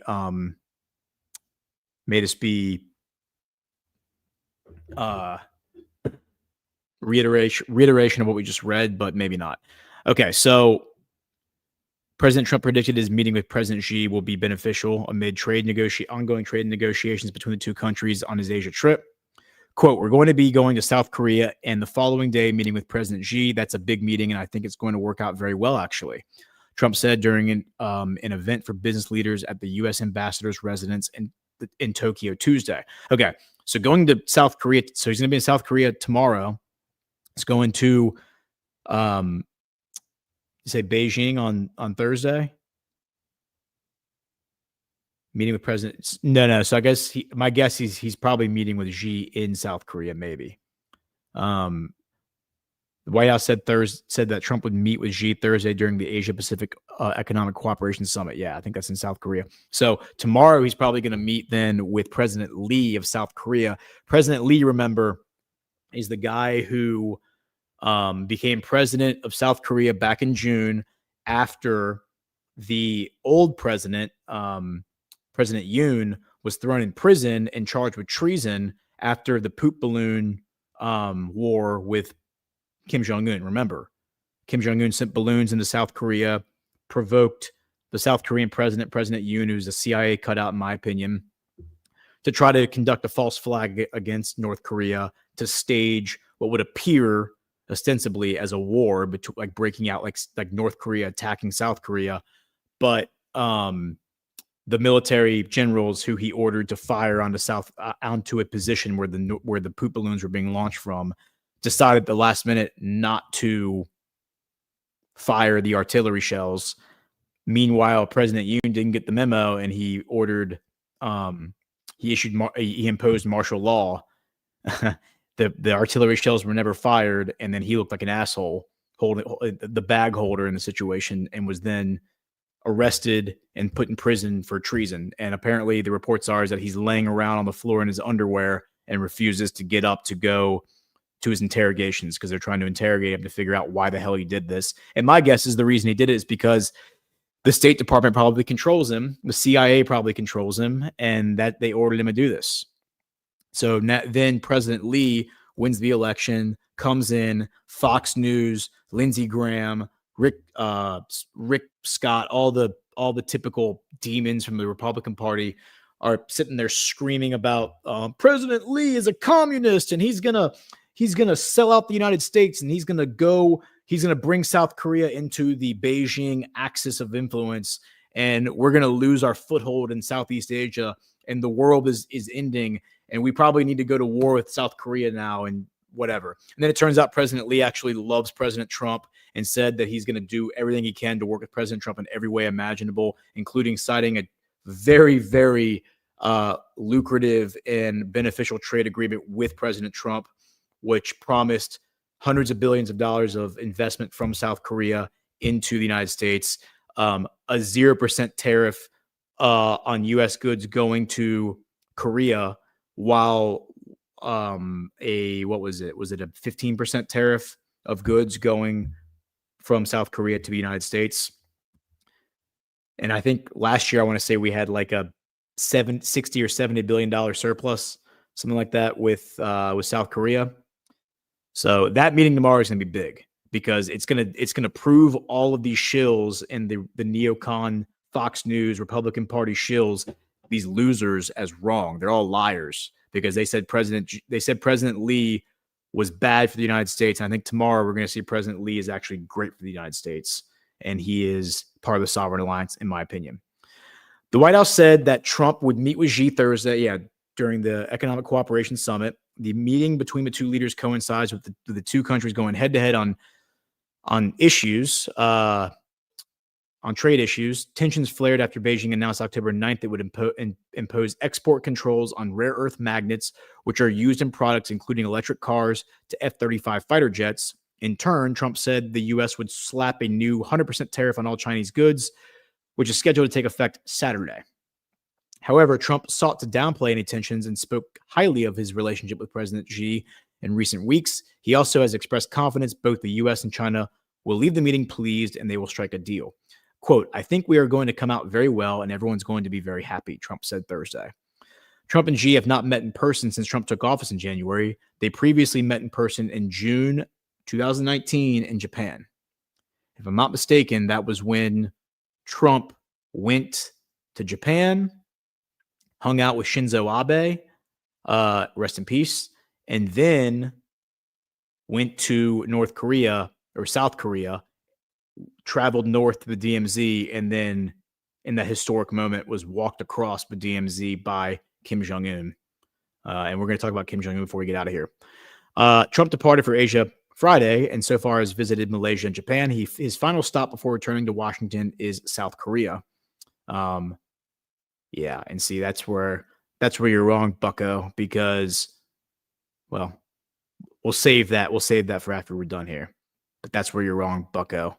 Earlier Tuesday, Trump announced U.S. service members aboard the aircraft carrier USS George Washington in Yokosuka, Japan. Secretary of War Pete Hegseth also attended, as did Japan's newly elected Prime Minister Sanae Takaichi. Okay, so real quick, I do want to learn about Sanae Takaichi. Let's see what... And then we'll talk about Kim Jong-un.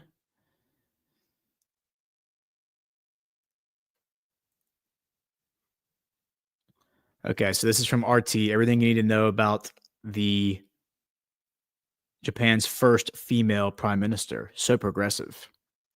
Girl power, girl boss. Takeichi's victory came after a turbulent stretch. Is this a historic first or a familiar return?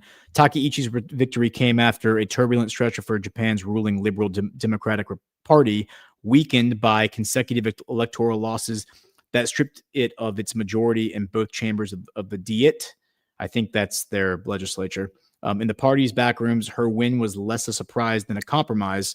The choice of a leader who could revive the Abe-era formula of conservative discipline, economic nationalism, and military assertiveness. So there you go. Like NBC and CNN and the blue-haired land whales might look at this and think this is some sort of progressive epiphany, but really this is just pivoting back to Shinzo Abe 2.0. She promised to, quote, convert anxiety into optimism, channeling public frustration with inflation, stagnation, and immigration into a renewed sense of purpose. The message was clear. Japan must stand proud again, yet this pride is modeled on a blueprint Washington knows well, a Japan that is stronger, but in ways that serve the larger American strategy in Asia. China was quick to notice, quote, Japan should reflect on its history and remember the lessons so that it would not repeat past mistakes of war, said Lin Jian, spokesperson for China's foreign ministry. The warning hinted at what Tokyo's neighbors suspect, that Japan's new independence may in fact be a return to old allegiances, this time under an American flag. Arming the ally, Japan's military autonomy built in America. So then they go on to discuss all the things that they're going to purchase from all the military deals that they're going to serve, or that they're going to make with America. She has vowed to revise Article 9 of the Constitution, the clause that has bound the country to pacifism since World War II, to expand Japan's right to collective self-defense. There you go.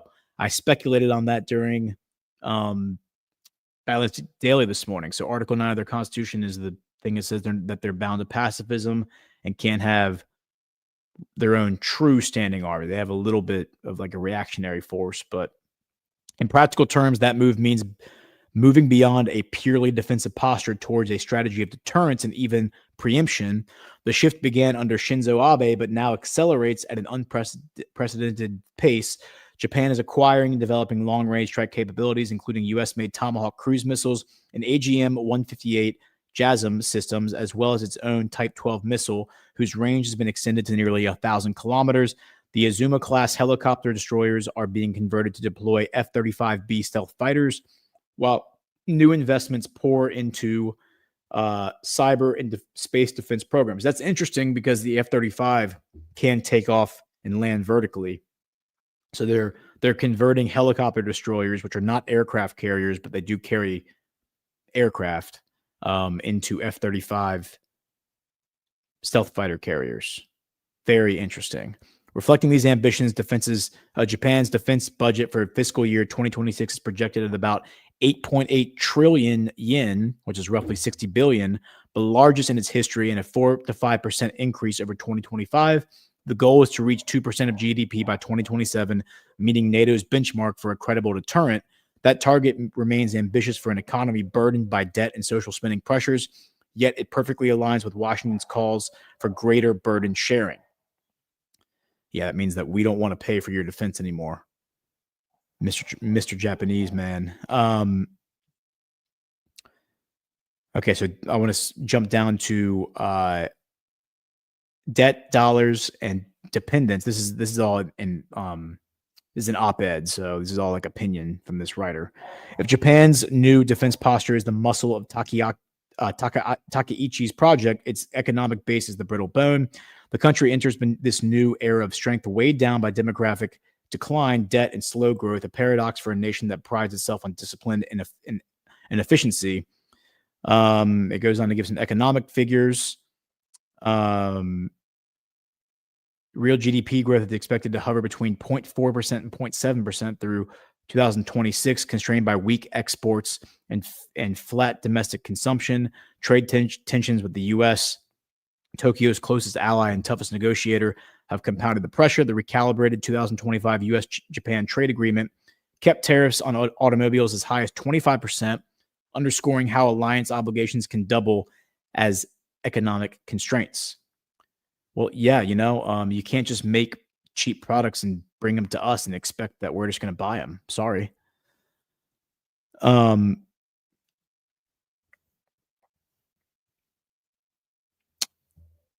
Other right-wing governments in the West have learned to navigate this paradox. Says, I'm sorry. So migrants account for barely 2% of Japan's population, one of the lowest ratios among advanced economies. Takaichi, in keeping with her nationalist platform, is expected to tighten controls further. During her campaign, she mocked unruly foreign tourists. Quote, they kick and punch local deer and dangle on torii gates like monkey bars, she said, a throwaway line that captured a deeper unease, Japan's discomfort with outsiders. That's actually hilarious. That is something that is widely spoken of on like 4chan and the alternative internet space, is that Japan is very like xenophobic and does not like outsiders. And they have not allowed like the globalist flood of migrants to their country. And it's much easier for them to do because they're an island nation. That sentiment resonates with voters, but clashes with economic reality. Japan cannot sustain its growth ambitions, let alone its expanded defense industry without an influx of human capital. The contradiction is striking as Takaichi builds a fortress economy and calls for a stronger military. The very manpower needed to realize those goals is disappearing. I don't know if that's true or not. We'll see. Other right-wing governments in the West have learned to navigate this paradox. Italy's Giorgia Meloni, for instance, has softened her anti-migration stance while quietly maintaining inflows of foreign workers to keep the economy running. Japan, by contrast, continues to equate demographic purity with national strength, even as that purity becomes an existential weakness. Sohei Kamiya, Secretary General of the ultra-nationalist Sanseito Party, put it bluntly, quote, why do foreigners come first when the Japanese are struggling to make ends meet and suffering from fear, end quote. His words echo a common sentiment, but ignore the arithmetic. Without migrants, Japan's ambitions, economic or geopolitical, may simply be impossible to sustain. Yeah, I don't think that's true. I really don't. Okay, so that's all interesting, but we're done talking about that, and then that just brings us to the news about the U.S. and Japan signing the critical minerals deal that broke this morning, and Trump hailing Japan as ally at the strongest level, describing Takaichi, who took office last week, as one of the greatest prime ministers. Takaichi, in turn, vowed to strengthen bilateral ties, which he praised as the greatest alliance in the world, and that just gives you warm and fuzzies all over. And I'd be remiss. I know we played this morning on Badlands Daily, but I'd be remiss if I didn't play it again.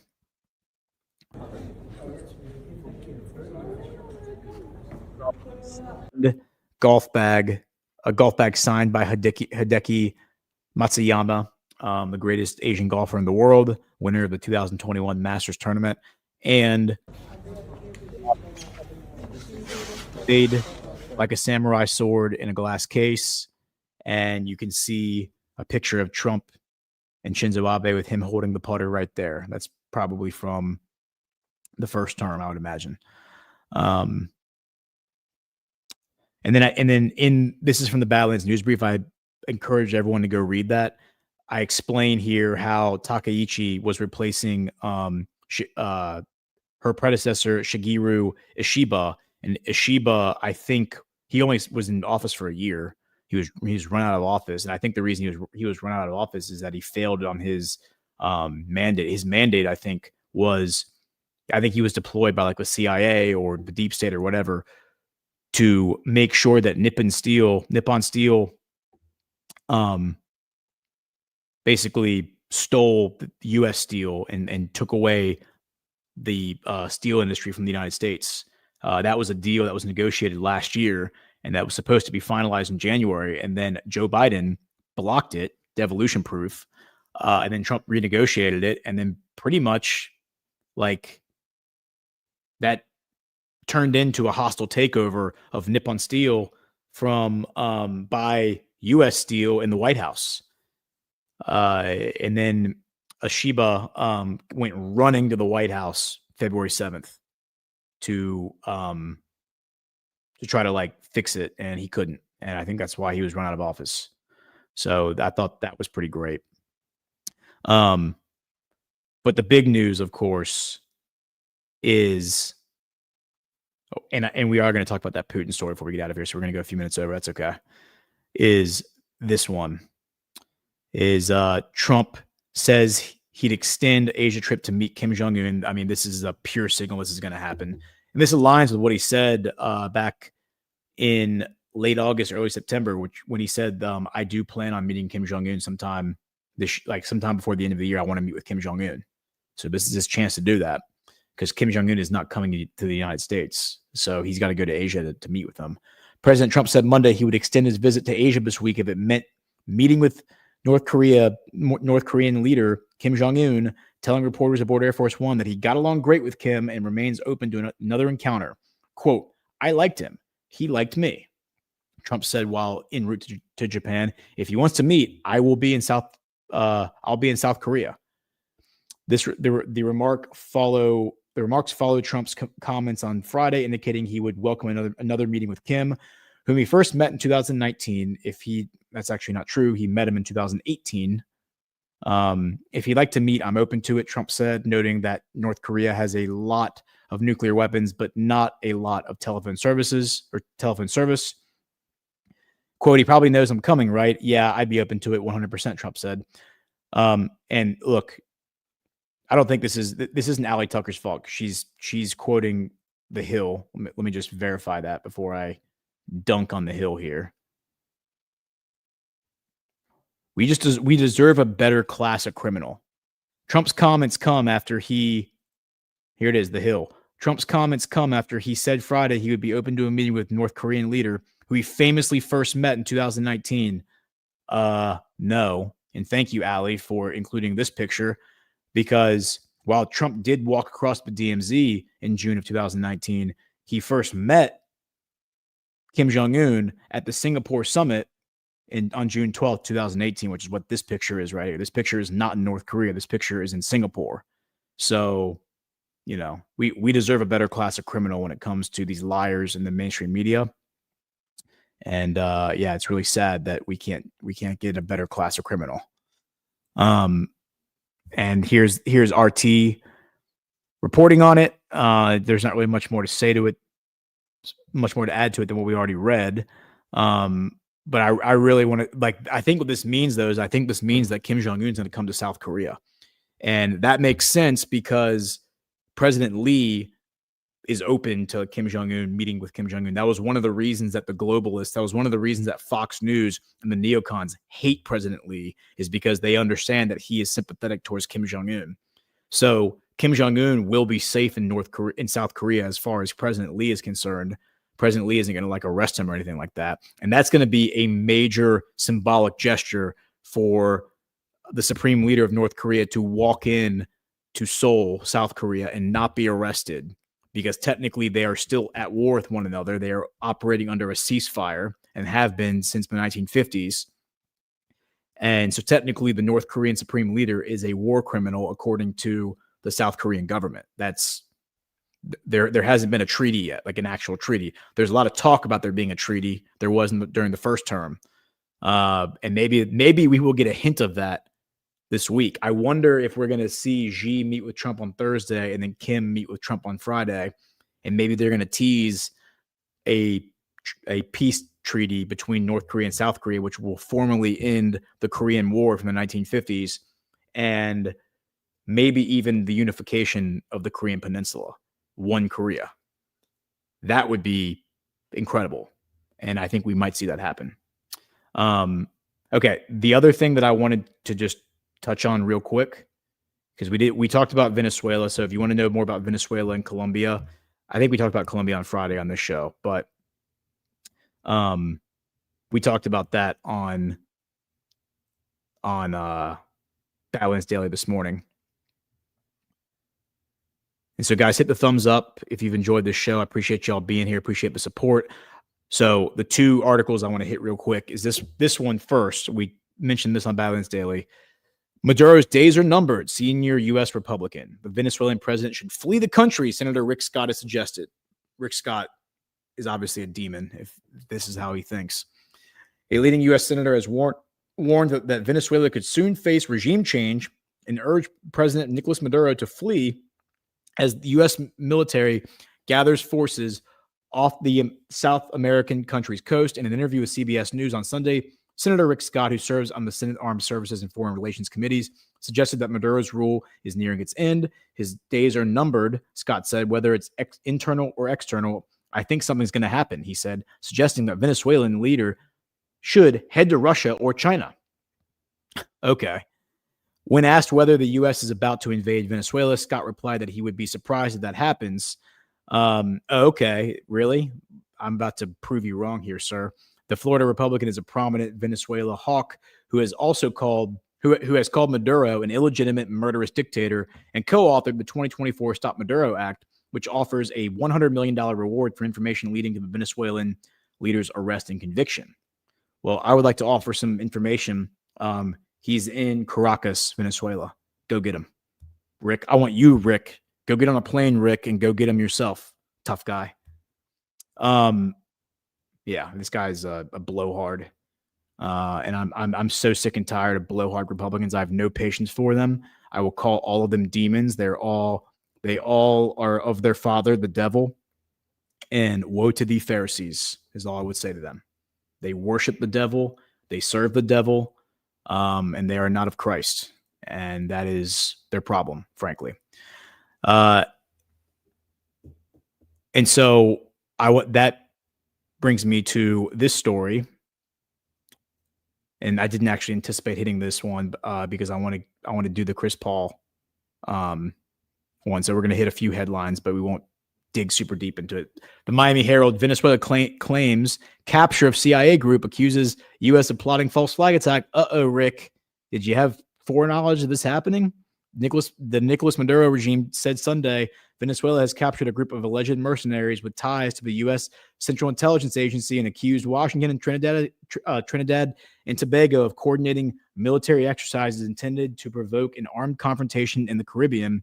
In a statement released by Vice President Delcy Rodriguez, the socialist government said the arrests revealed what it described as a false flag operation planned from waters bordering Trinidad and Tobago or from Trinidadian or Venezuelan territory to generate a full-scale military confrontation against Venezuela. So here you go. This is just like they did in North Korea with South Korea. Yeah, and they go on to, they talk about CARICOM. CARICOM, I know the Saudis have been involved in CARICOM lately, so I think we're going to see the Saudis and Qatar. We're going to see the Saudis and Qatar, I think, get involved with this. They already pretty much are. But the real headline, the reason I wanted to share those is to get to the real headline, which is this one.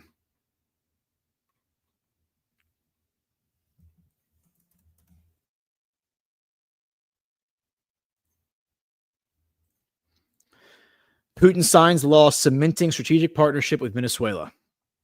Russian President Vladimir Putin on Monday signed legislation formalizing a strategic partnership with Venezuela, strengthening cooperation across key sectors, including energy, mining, finance, and defense. The law enshrines an agreement first signed on May 7th during a Moscow meeting between Putin and Venezuelan President Nicolas Maduro. It highlights Moscow and Caracas' growing alignment as both countries face U.S. sanctions and signals Russia's broader push to promote a multipolar global order. Under the pact, the two nations will expand collaboration in the economy, energy, mining, disarmament, and non-proliferation. The agreement also commits them to countering neo-colonial narratives, condemning racism and genocide, and opposing the distortion of colonial history. Key provisions reject unilateral coercive measures, including extraterritorial sanctions, as violations of international law and the UN Charter. Both sides will work to develop a joint financial infrastructure to protect bilateral trade with Western influence and advance cooperation on arms control and equal security for all nations. I wonder if that means, are they going to start trading in Bitcoin? Or maybe just the Russian ruble. I don't know. But it sounds like they're not. We know they're not going to be trading in. They're not going to be trading in the US dollar. Which is bad news for the American consumer, because that means the value of our dollars goes down further. You know, when our dollars are not, when there's no demand around the world for our dollars, that drives down, the demand goes down, the value of our dollars go down. Okay, that's inflation. So, it's just, I think this is all being coordinated. I don't know what's going to happen with the USD, but it is kind of a joke the way these people have handled all this stuff. And I really want to just quickly look at it. We're not going to go through it. Maybe I'll read through it because it looks a little long. I want to read through it, and maybe we'll talk about it on Friday. But this is an interesting op-ed. How Chris Paul just sent me this. How Miami Hawks hijacked Trump's foreign policy. They've long dreamed of toppling Maduro. So that is really, really interesting. Early on, there was some hope that the White House could forego the first term's amateur coup attempts and moralistic posturing against Maduro. Among his first acts in 2025, President Trump dispatched Special Envoy Richard Rick Grenell to broker an America First understanding with the Caracas regime. Under the deal, Chevron could continue to export Venezuelan crude stateside through a renewal of a Biden-era oil license. In exchange, Caracas agreed to accept deportation flights of its citizens, a vital priority given the subsequent suspension of temporary protected status for some 350,000 Venezuelans in the U.S. homeland. The administration thus made good on two campaign pledges, boosting fossil fuels and deporting illegal migrants. So, yeah, this is fascinating. And the Republican Party is 100% trying to undermine Trump, and they're trying to start a war with Venezuela. They're trying to do regime change in Venezuela. They're trying to do regime change in Colombia, I think, too. And I don't know if Marco Rubio is a part of it or not, but he certainly has been posting about it, and he certainly has been saying, yes, we do want this. And so Putin has stepped in and said, no, you won't do this. And if you do, then you're going to answer to Russia. And that is very based, and I love it. All right, guys. Hit the thumbs up. Let me check for rants, check for boosts, and we will roll on. All right.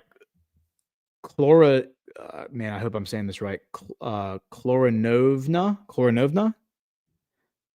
Thank you, Gordon, for your indefatigable.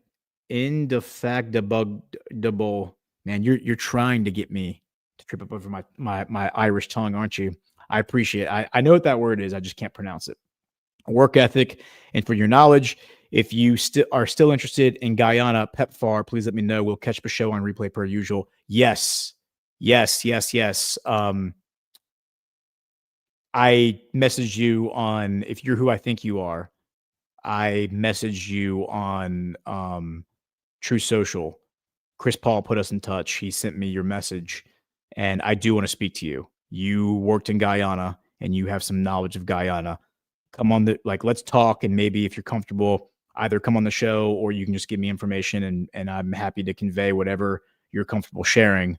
But I think your insight, based on the anecdotes that you were sharing with Chris Paul, that you were posting publicly on True Social, I think your anecdotes are going to be very, very valuable in insights to our understanding of Guyana. So please, let's talk.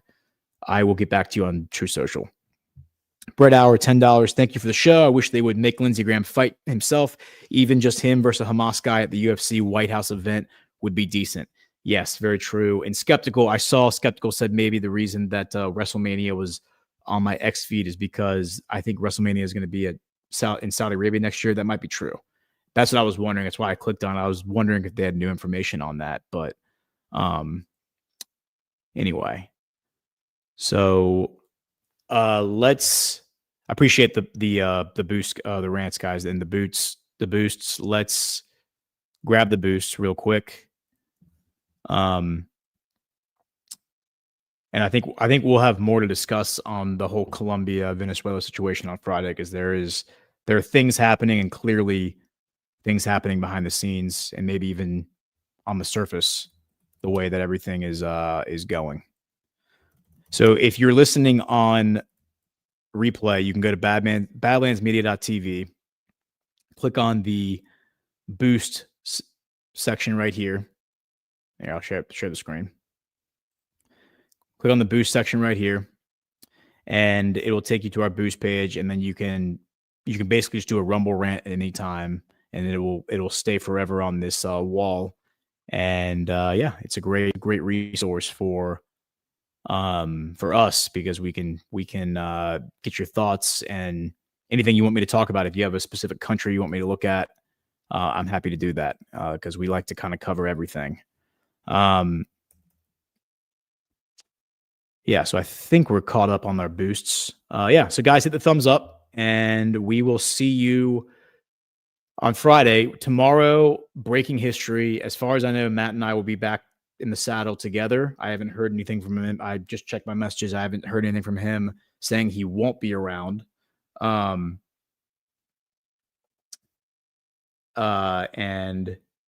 Ash is sending me a new development on the landmark critical minerals agreement with Japan.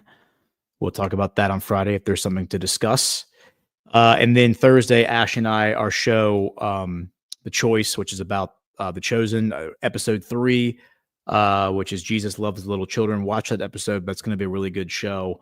And I'm looking forward to that. So thanks again, everybody. We will see you Friday. Here, Geopolitics.